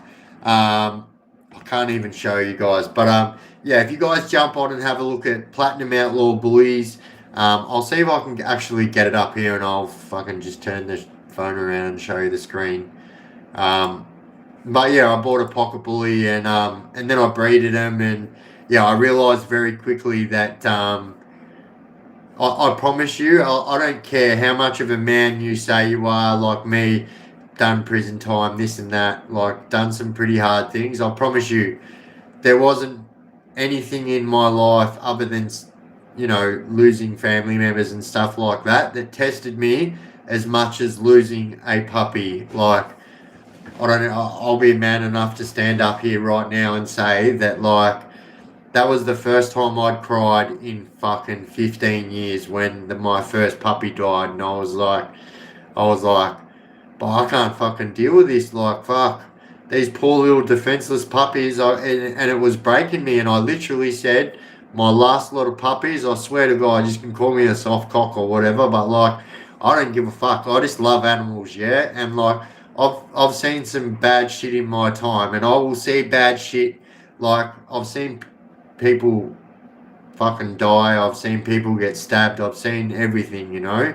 And like, I've been stabbed and stuff like that, but I promise you, nothing fucking prepared me as much as, nothing actually prepared me as much as having to be the person who makes a decision on whether that puppy lives or dies. And I was like, fuck that, I cannot do that. I am not God, and I can't play that fucking part. And it's fucking hard. Like, and that's why I stopped breeding, and I haven't done a litter since. I've got one dude now that has got the exact same bitch as Zeus. And so, like, I have never seen a female dog this big before, even an XL bully. Because I bought 3 dogs. I bought another XL bitch as well, but I ended up giving her to my son. And yeah, I've got another dude that wants to breed with me now, and I think I'll do one more litter so I can have one more pup that I've bred myself, and that's it for me. Like, I just won't do it. I can't do it. Like, I don't even care what anyone says or what. Like I fucking swear to God that, like, yeah, I've seen some horrible shit, but nothing really, like, other than, like I said, family members losing their lives, like, nothing has hit me as hard as that. Like, I promise you, that hit me like a fucking, yeah, and it made me realise very, very quickly that I can't do that, because, like, I just thought if I even have to go through that one time again, like, I'm not going to be able to deal with it. Like, because I'm like, who am I to fucking say whether or not a puppy should or should not live? Now, obviously, there would have been things wrong with these puppies. That's why they didn't survive. But, like, it's still fucking horrible, you know? Yeah. But, like, I'm not going to lie. Like, it really took me aback too, because I was like, I'm not going to lie, the first one, I knew that I had to get this pup put down right. And I knew when I walked in there that, like, and this litter, we had 13 puppies. And so, and the first litter, we didn't lose any fucking puppies whatsoever. Oh, 100% Tex. It's fucked, man. Like seeing animals defenseless, not being able to help themselves. Like, bro, I'm only a human at the end of the day, and like, I can't handle that. I cannot handle as, you know what I mean? Not as harsh as being abandoned by your owner. Oh, look, I agree, but like I've had times where I've had to abandon my dogs for the sheer fact that like I had no quality of life for myself, and so I couldn't be caring for an animal, and so I've only ever had to do that once. But I promise you, there wasn't ever going to be a time, so I wouldn't have cared. I would have died before I knew that that dog was with a bad owner. And so, like, I understand why some people abandon their dogs, but not like to see people abandon their dogs like that is fucking putrid, and I hate it. I hate it. And as a matter of fact, like people like that used to get filtered through the prison system. I swear, we used to fuck them up. Like animal cruelty. Like you'll see, I noticed it. A lot of dudes that are like tough, like call themselves tough in prison, like that will literally run a blade through your fucking Gregory Peck. Literally will hurt you if you come in for like kicking a dog or like any type of animal cruelty. No one in prison will stand for that. It's like, and I noticed that. I realised that like a lot of blokes that are like constantly seeing horrific things with their own eyes, like with human beings, like fucking human beings literally getting filleted, like fucking, you know, when you see one human get attacked by 6 or 7 humans that are all got shank sandwich in their hand, I promise you, nothing prepares you for that. Nothing prepares you for that at all. And nothing like, yeah.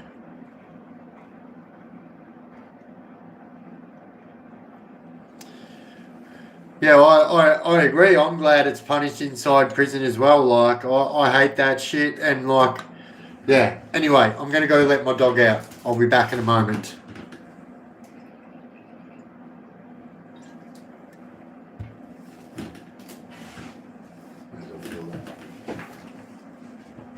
Oh, hang on. I can't leave you without any ambience. You know what? You can go back in the drawer. You're doing my head in.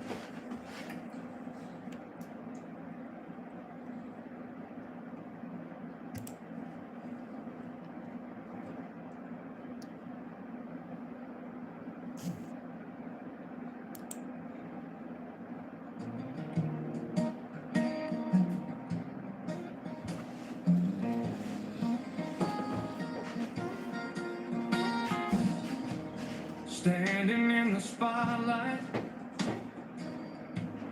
on such a perfect night, knowing that you're out there listening. I remember one time when I was so afraid, didn't think I had the courage to stand up on the stage. Then you reached into my heart and you found the melody. And if there ever was somebody who made me believe in me, it was you. It was you. It was your song that made me sing. It was your voice that gave me wings. And it was your light that shined, guiding my heart to find this place where I belong. It was your song. Every night I pray before the music starts to play, that I'll do my best and I won't let you down.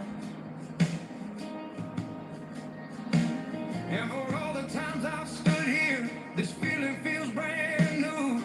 And anytime I doubt myself, I think of you.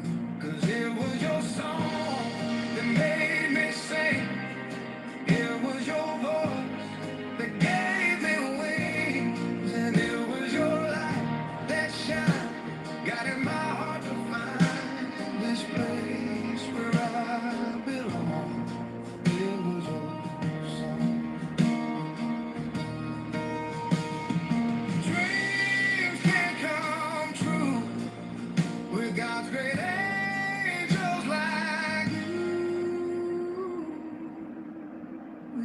your song that made me sing. It was your voice that gave me wings. And it was your light that shine, guiding my heart to find this place where I belong. It was your song. It was your song. It's always been your song.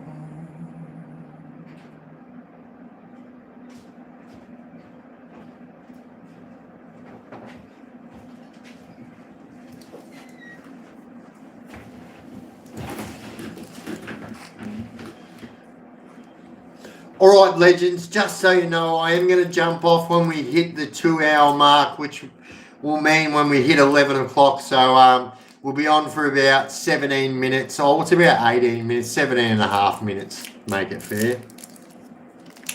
I'm not going to lie, there was a little percentage of myself that knew that I was gifted a flake before. And I don't often eat chocolate, but because it was a gift, I'm going to eat it.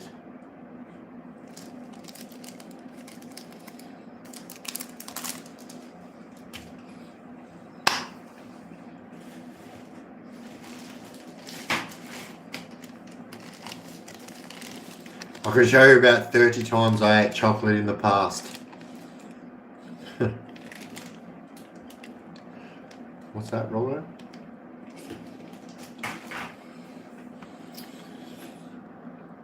Did I ever meet Chopper? I 100% met Chopper. So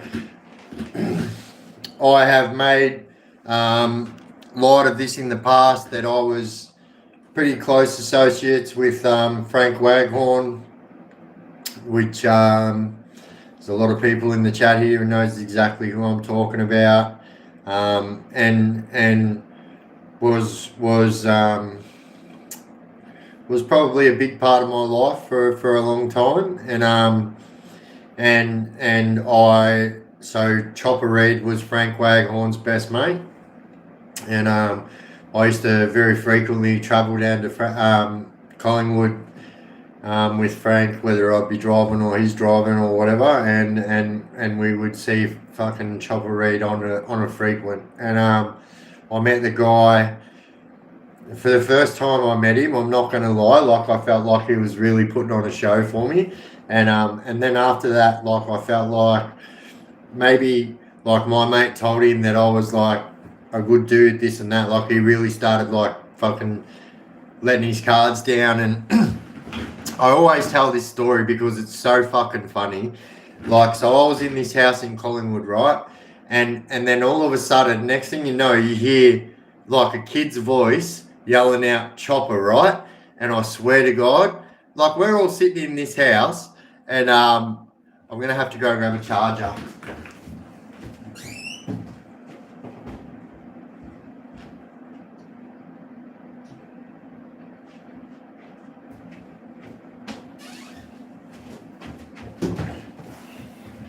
Oh, battery flies when you're having fun. Not to worry though, don't worry. I'll be right now. All right, where was I? So anyway, yeah, we're in this house in Collingwood doing fucking scallywag behaviours, and next thing you know, we hear this kid's voice and was saying Chopper, right? I swear to God, the moment Chopper heard this kid's voice, he turned into a different person, yeah? Straight away went and dove, like ran and dove behind the fucking bench counter, right? And was like, oi, I'm not here. And I'm tripping balls, yeah? I'm absolutely fucking tripping balls. I'm like, what is going on here? And so what it actually turns out, so it was Chopper's wife and Chopper's son, Charlie, right? And so they had this fucking LTD fucking thing at the time, which had a sunroof in it, yeah? And so, like, they're driving around the main streets of fucking Collingwood where they knew Chopper was somewhere around there. So Chopper's missus and his son. And Chopper's son's standing out the fucking sunroof of the fucking car screaming out Chopper. And I swear to God, like, I was like, what is going on here? Like, I'm telling you, because all I could hear was a kid yelling out Chopper and Chopper running and hiding for cover, yeah? I was like, these two things are not computing well with my brain. What's happening here? And so, yeah, I asked my mate, I go, bro, what the fuck's going on here, bro? I go, why is he doing that? And then he goes, bro, because his missus is out looking for him.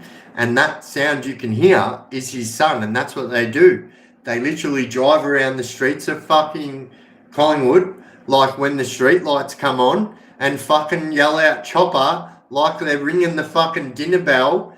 And I swear to God, it was the funniest thing I'd ever fucking seen. And like I remember saying, like, bro, like, my opinion of you in my head, and I said all the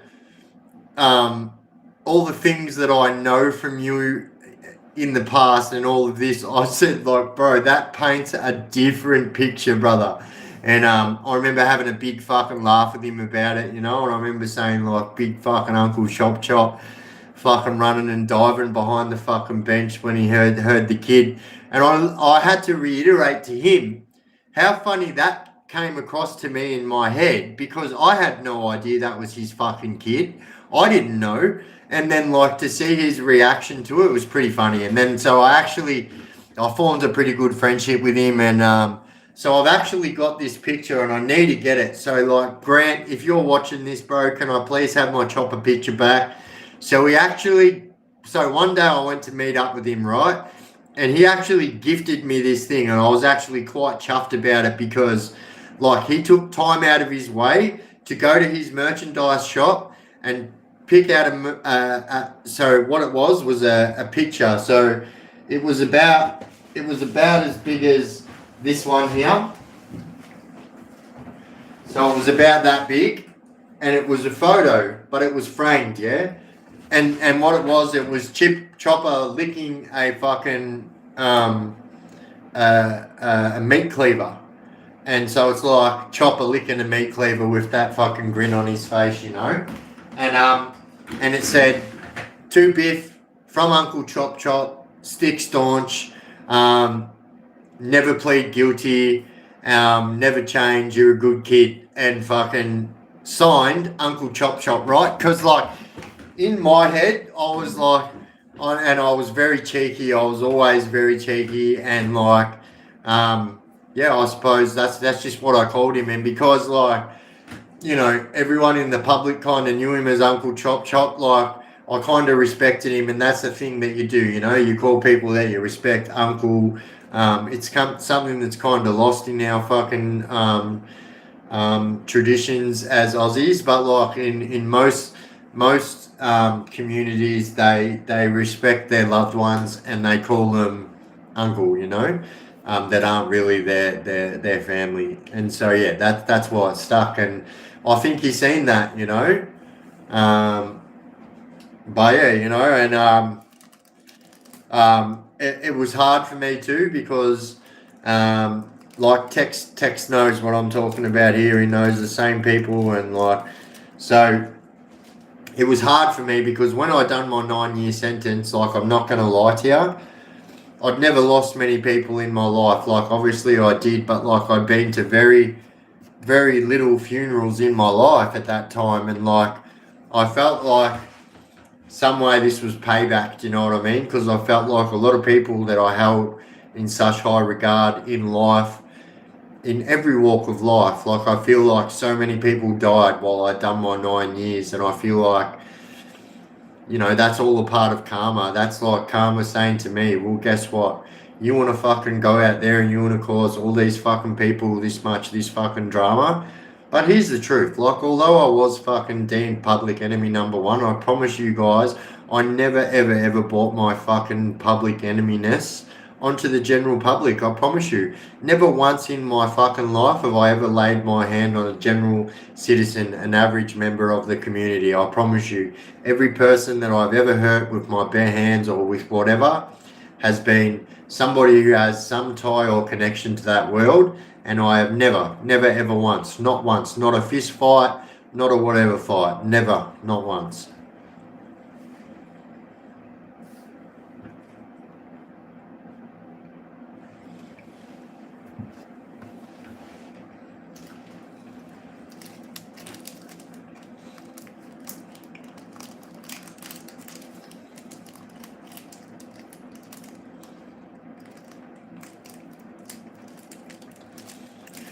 But yeah, like if I'm totally honest, like that fucking hurt me. But here's the truth too, right? So my friend who I mentioned at the start, Frank Waghorn. If you guys don't know who Frank Waghorn is and you've read a Chopper book, I promise you, you've read about Frank 10 times and you don't even know it. So he was someone who I respected very dearly. He was very much my senior, yeah. So when Frank died, I believed he was 57 or 58. I was like 33 or 34 at the time. And I was locked up, but he actually died at my girlfriend's joint. And I actually still have contact with Frank's wife now. And so, yeah, that hurt me. Like both of them two legends fucking died in the one. And that's another reason why you don't want to go. That's another reason why you don't want to go to prison, guys, is because, you know, I think I need to get, I've just got that plugged into my PC. I'm going to go get my actual charger because I'm running down quick.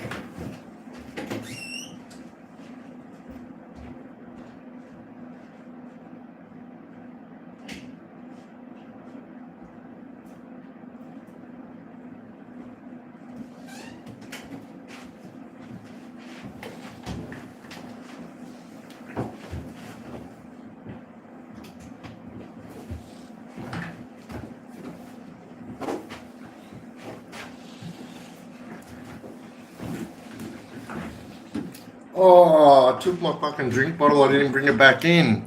Sorry, guys. I'm going to just quickly take off again. I've got the pasties really, really bad because I've been eating chocolate. So, 1 second. Sorry, legends. Sorry.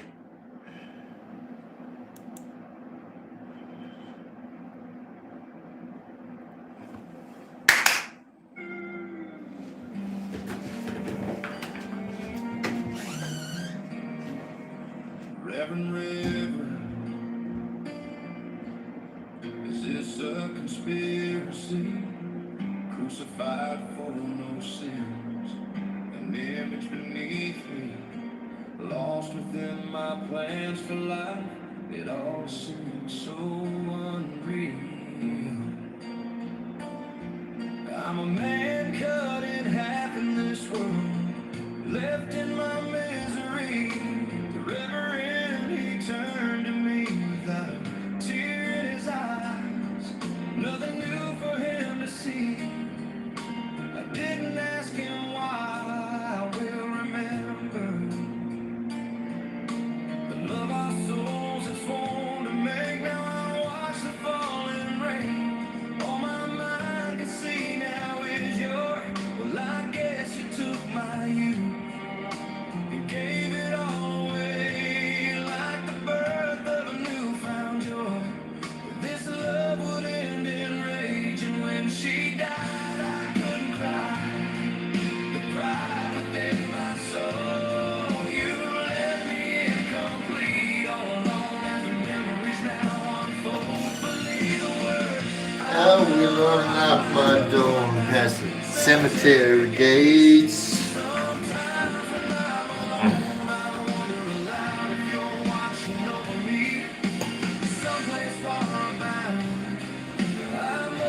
I heard you say that RM started in about 2009. Just wondering, was it SK that started it?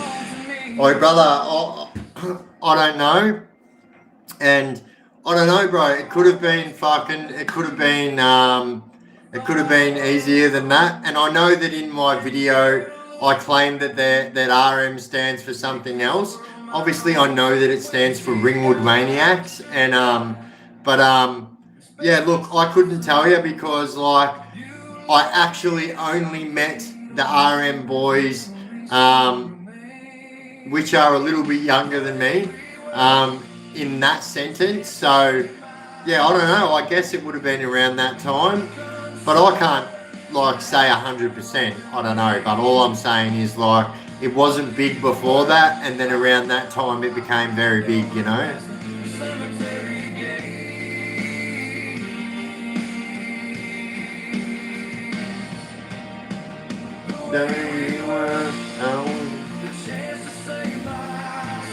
Oi, so like here's the truth, but you know what I mean? So like all them original boys like Bucko, fucking Zimmer, Zymer, whatever people call him different, but like I know all of them boys, you know, and like fucking all real fucking gang members, like, and I actually got along with all them boys really well.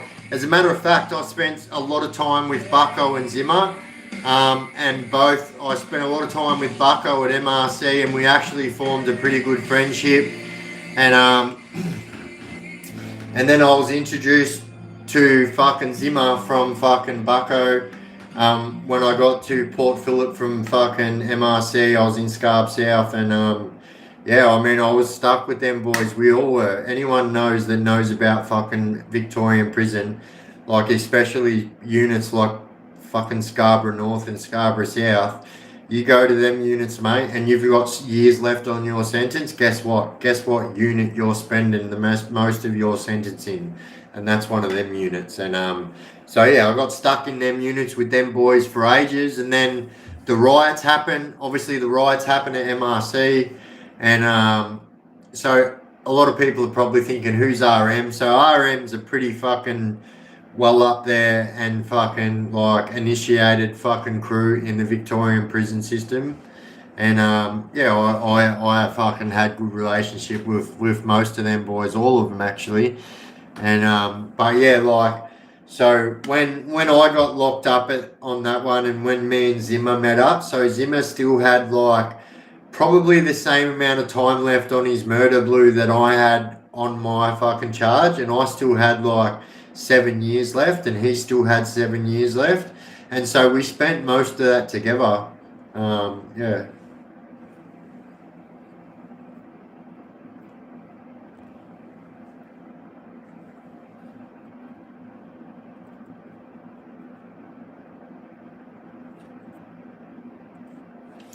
Yeah. Yeah, so back in the day, but like back in the day, Boomerang. So I'll tell you that there were other clubs around there back in the day. So my dad is from FTG, and so yeah, there was a few clubs back there back then, like a lot of like not so that are big clubs now. You know, a lot of them clubs are still around. But yeah, more than likely would have been that same club you just mentioned, 100%.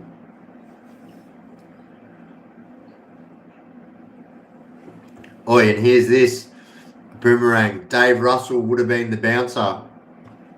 I bet you Dave Russell would have been the bouncer at that exact time you're talking about.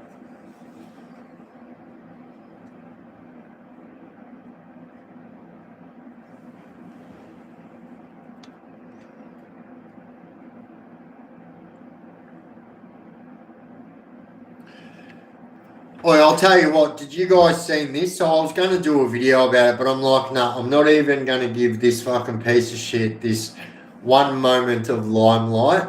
So have you guys seen, there was a police officer from my area, so Albury Wodonga area, and he was a Albury police officer. Obviously, Albury Wodonga is a border city, so Wodonga is Victoria, Albury is New South Wales, and so oi, this motherfucker legitimately got done with being a PDF file and bestiality.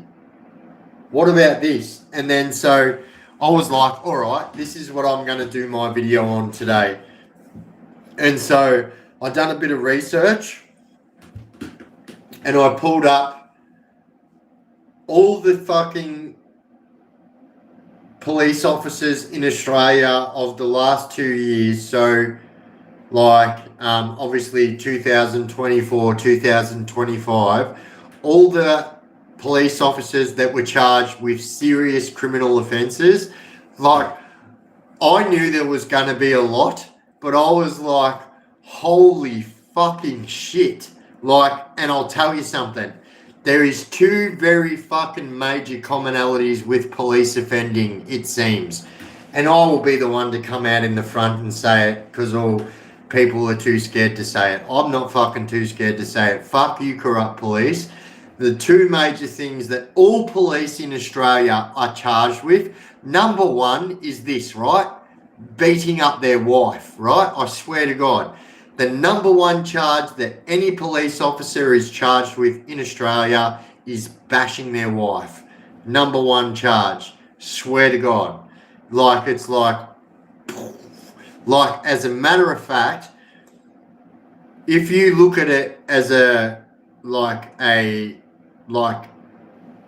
syndicate, like they look at criminal entities, if you look at them like an entity and then look at how much the male to female ratio is, and you actually have a look at how many fucking police officers actually lose their job for bashing their wife, it's actually mind-blowing. But here's this, the second most common thing that police officers are losing their job for is death to every single one of them. And most of us in here are parents, and I know that, you know, I don't wish death upon many people, but these motherfuckers deserve death. And like PDF files, it is like a very common occurrence for Australian police officers to lose their job for being a pedophile. Fucking true story.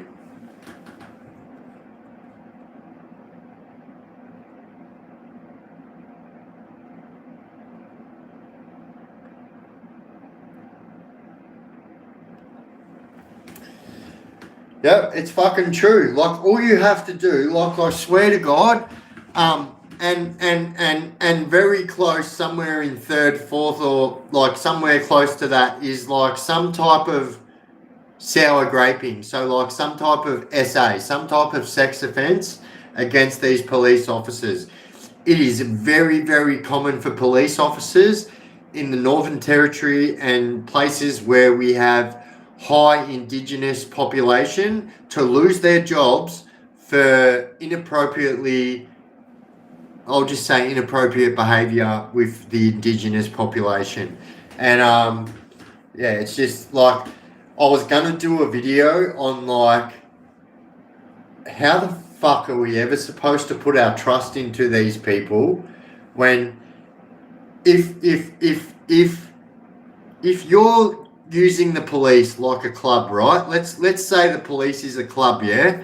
Let's give them a title as a club, because like, if it was any other club in the world that had that many fucking members doing the crimes that they were doing, like corruption, fucking dealing drugs, fucking like illegally bashing people, illegally arresting people, it's very common for fucking corrupt police officers to fucking jump on the leap system and just give out that information willy-nilly. Yeah, fuck them. And I actually had the video made, and that's why we didn't have a video last night, is because I was like, even though no one knew a video was coming, but there's someone in the chat that knows that this video was coming, and I actually was like, you know what? Fuck, these motherfuckers are not even having that night limelight, you know?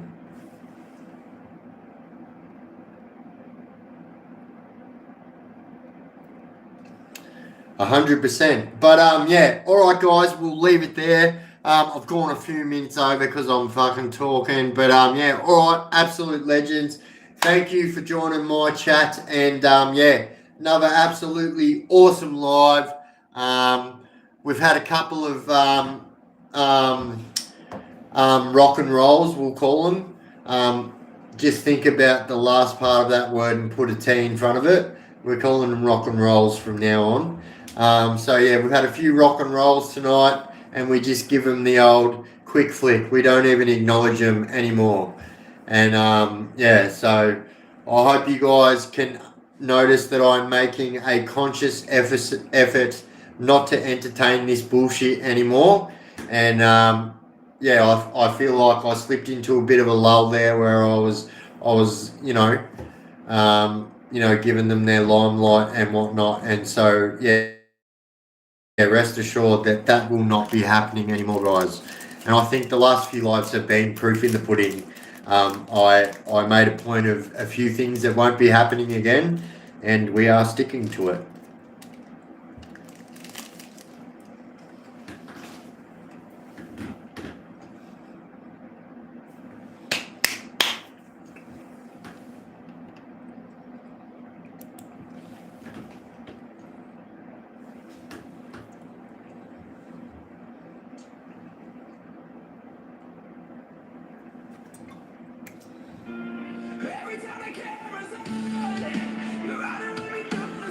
Thank you, legends.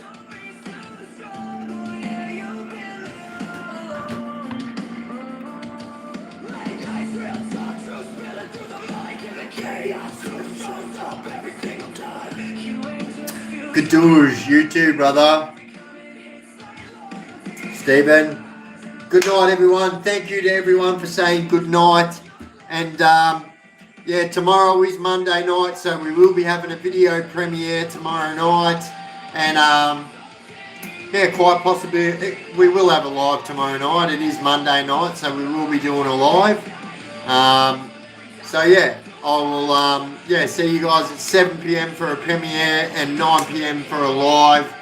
And yeah, until that time, absolute legends. And yeah, thank you for joining in. And yeah, I'll see you all tomorrow night, either in the premiere or the live or both.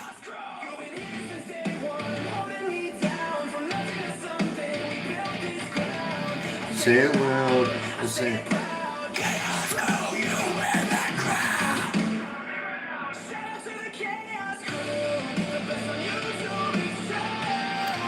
The whole thing real, every word, every do.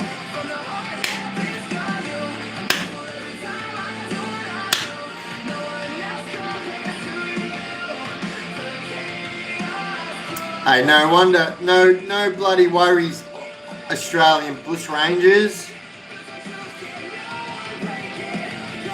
All right, legends, absolute legends. Thank you to absolute you awesome moderators that are all here doing their tireless work while we do these vertical lives, but in every live, but these ones are more intense for the moderators. So yeah, thank you, moderators. Thank you to absolute you awesome members and subscribers that joined in. And yeah, no worries. And yeah, Gunny, no worries, bro. No dramas, brother. And yeah, I will see you all tomorrow night. Absolute legends. Gadoosh. Bluetooth. All right, we out.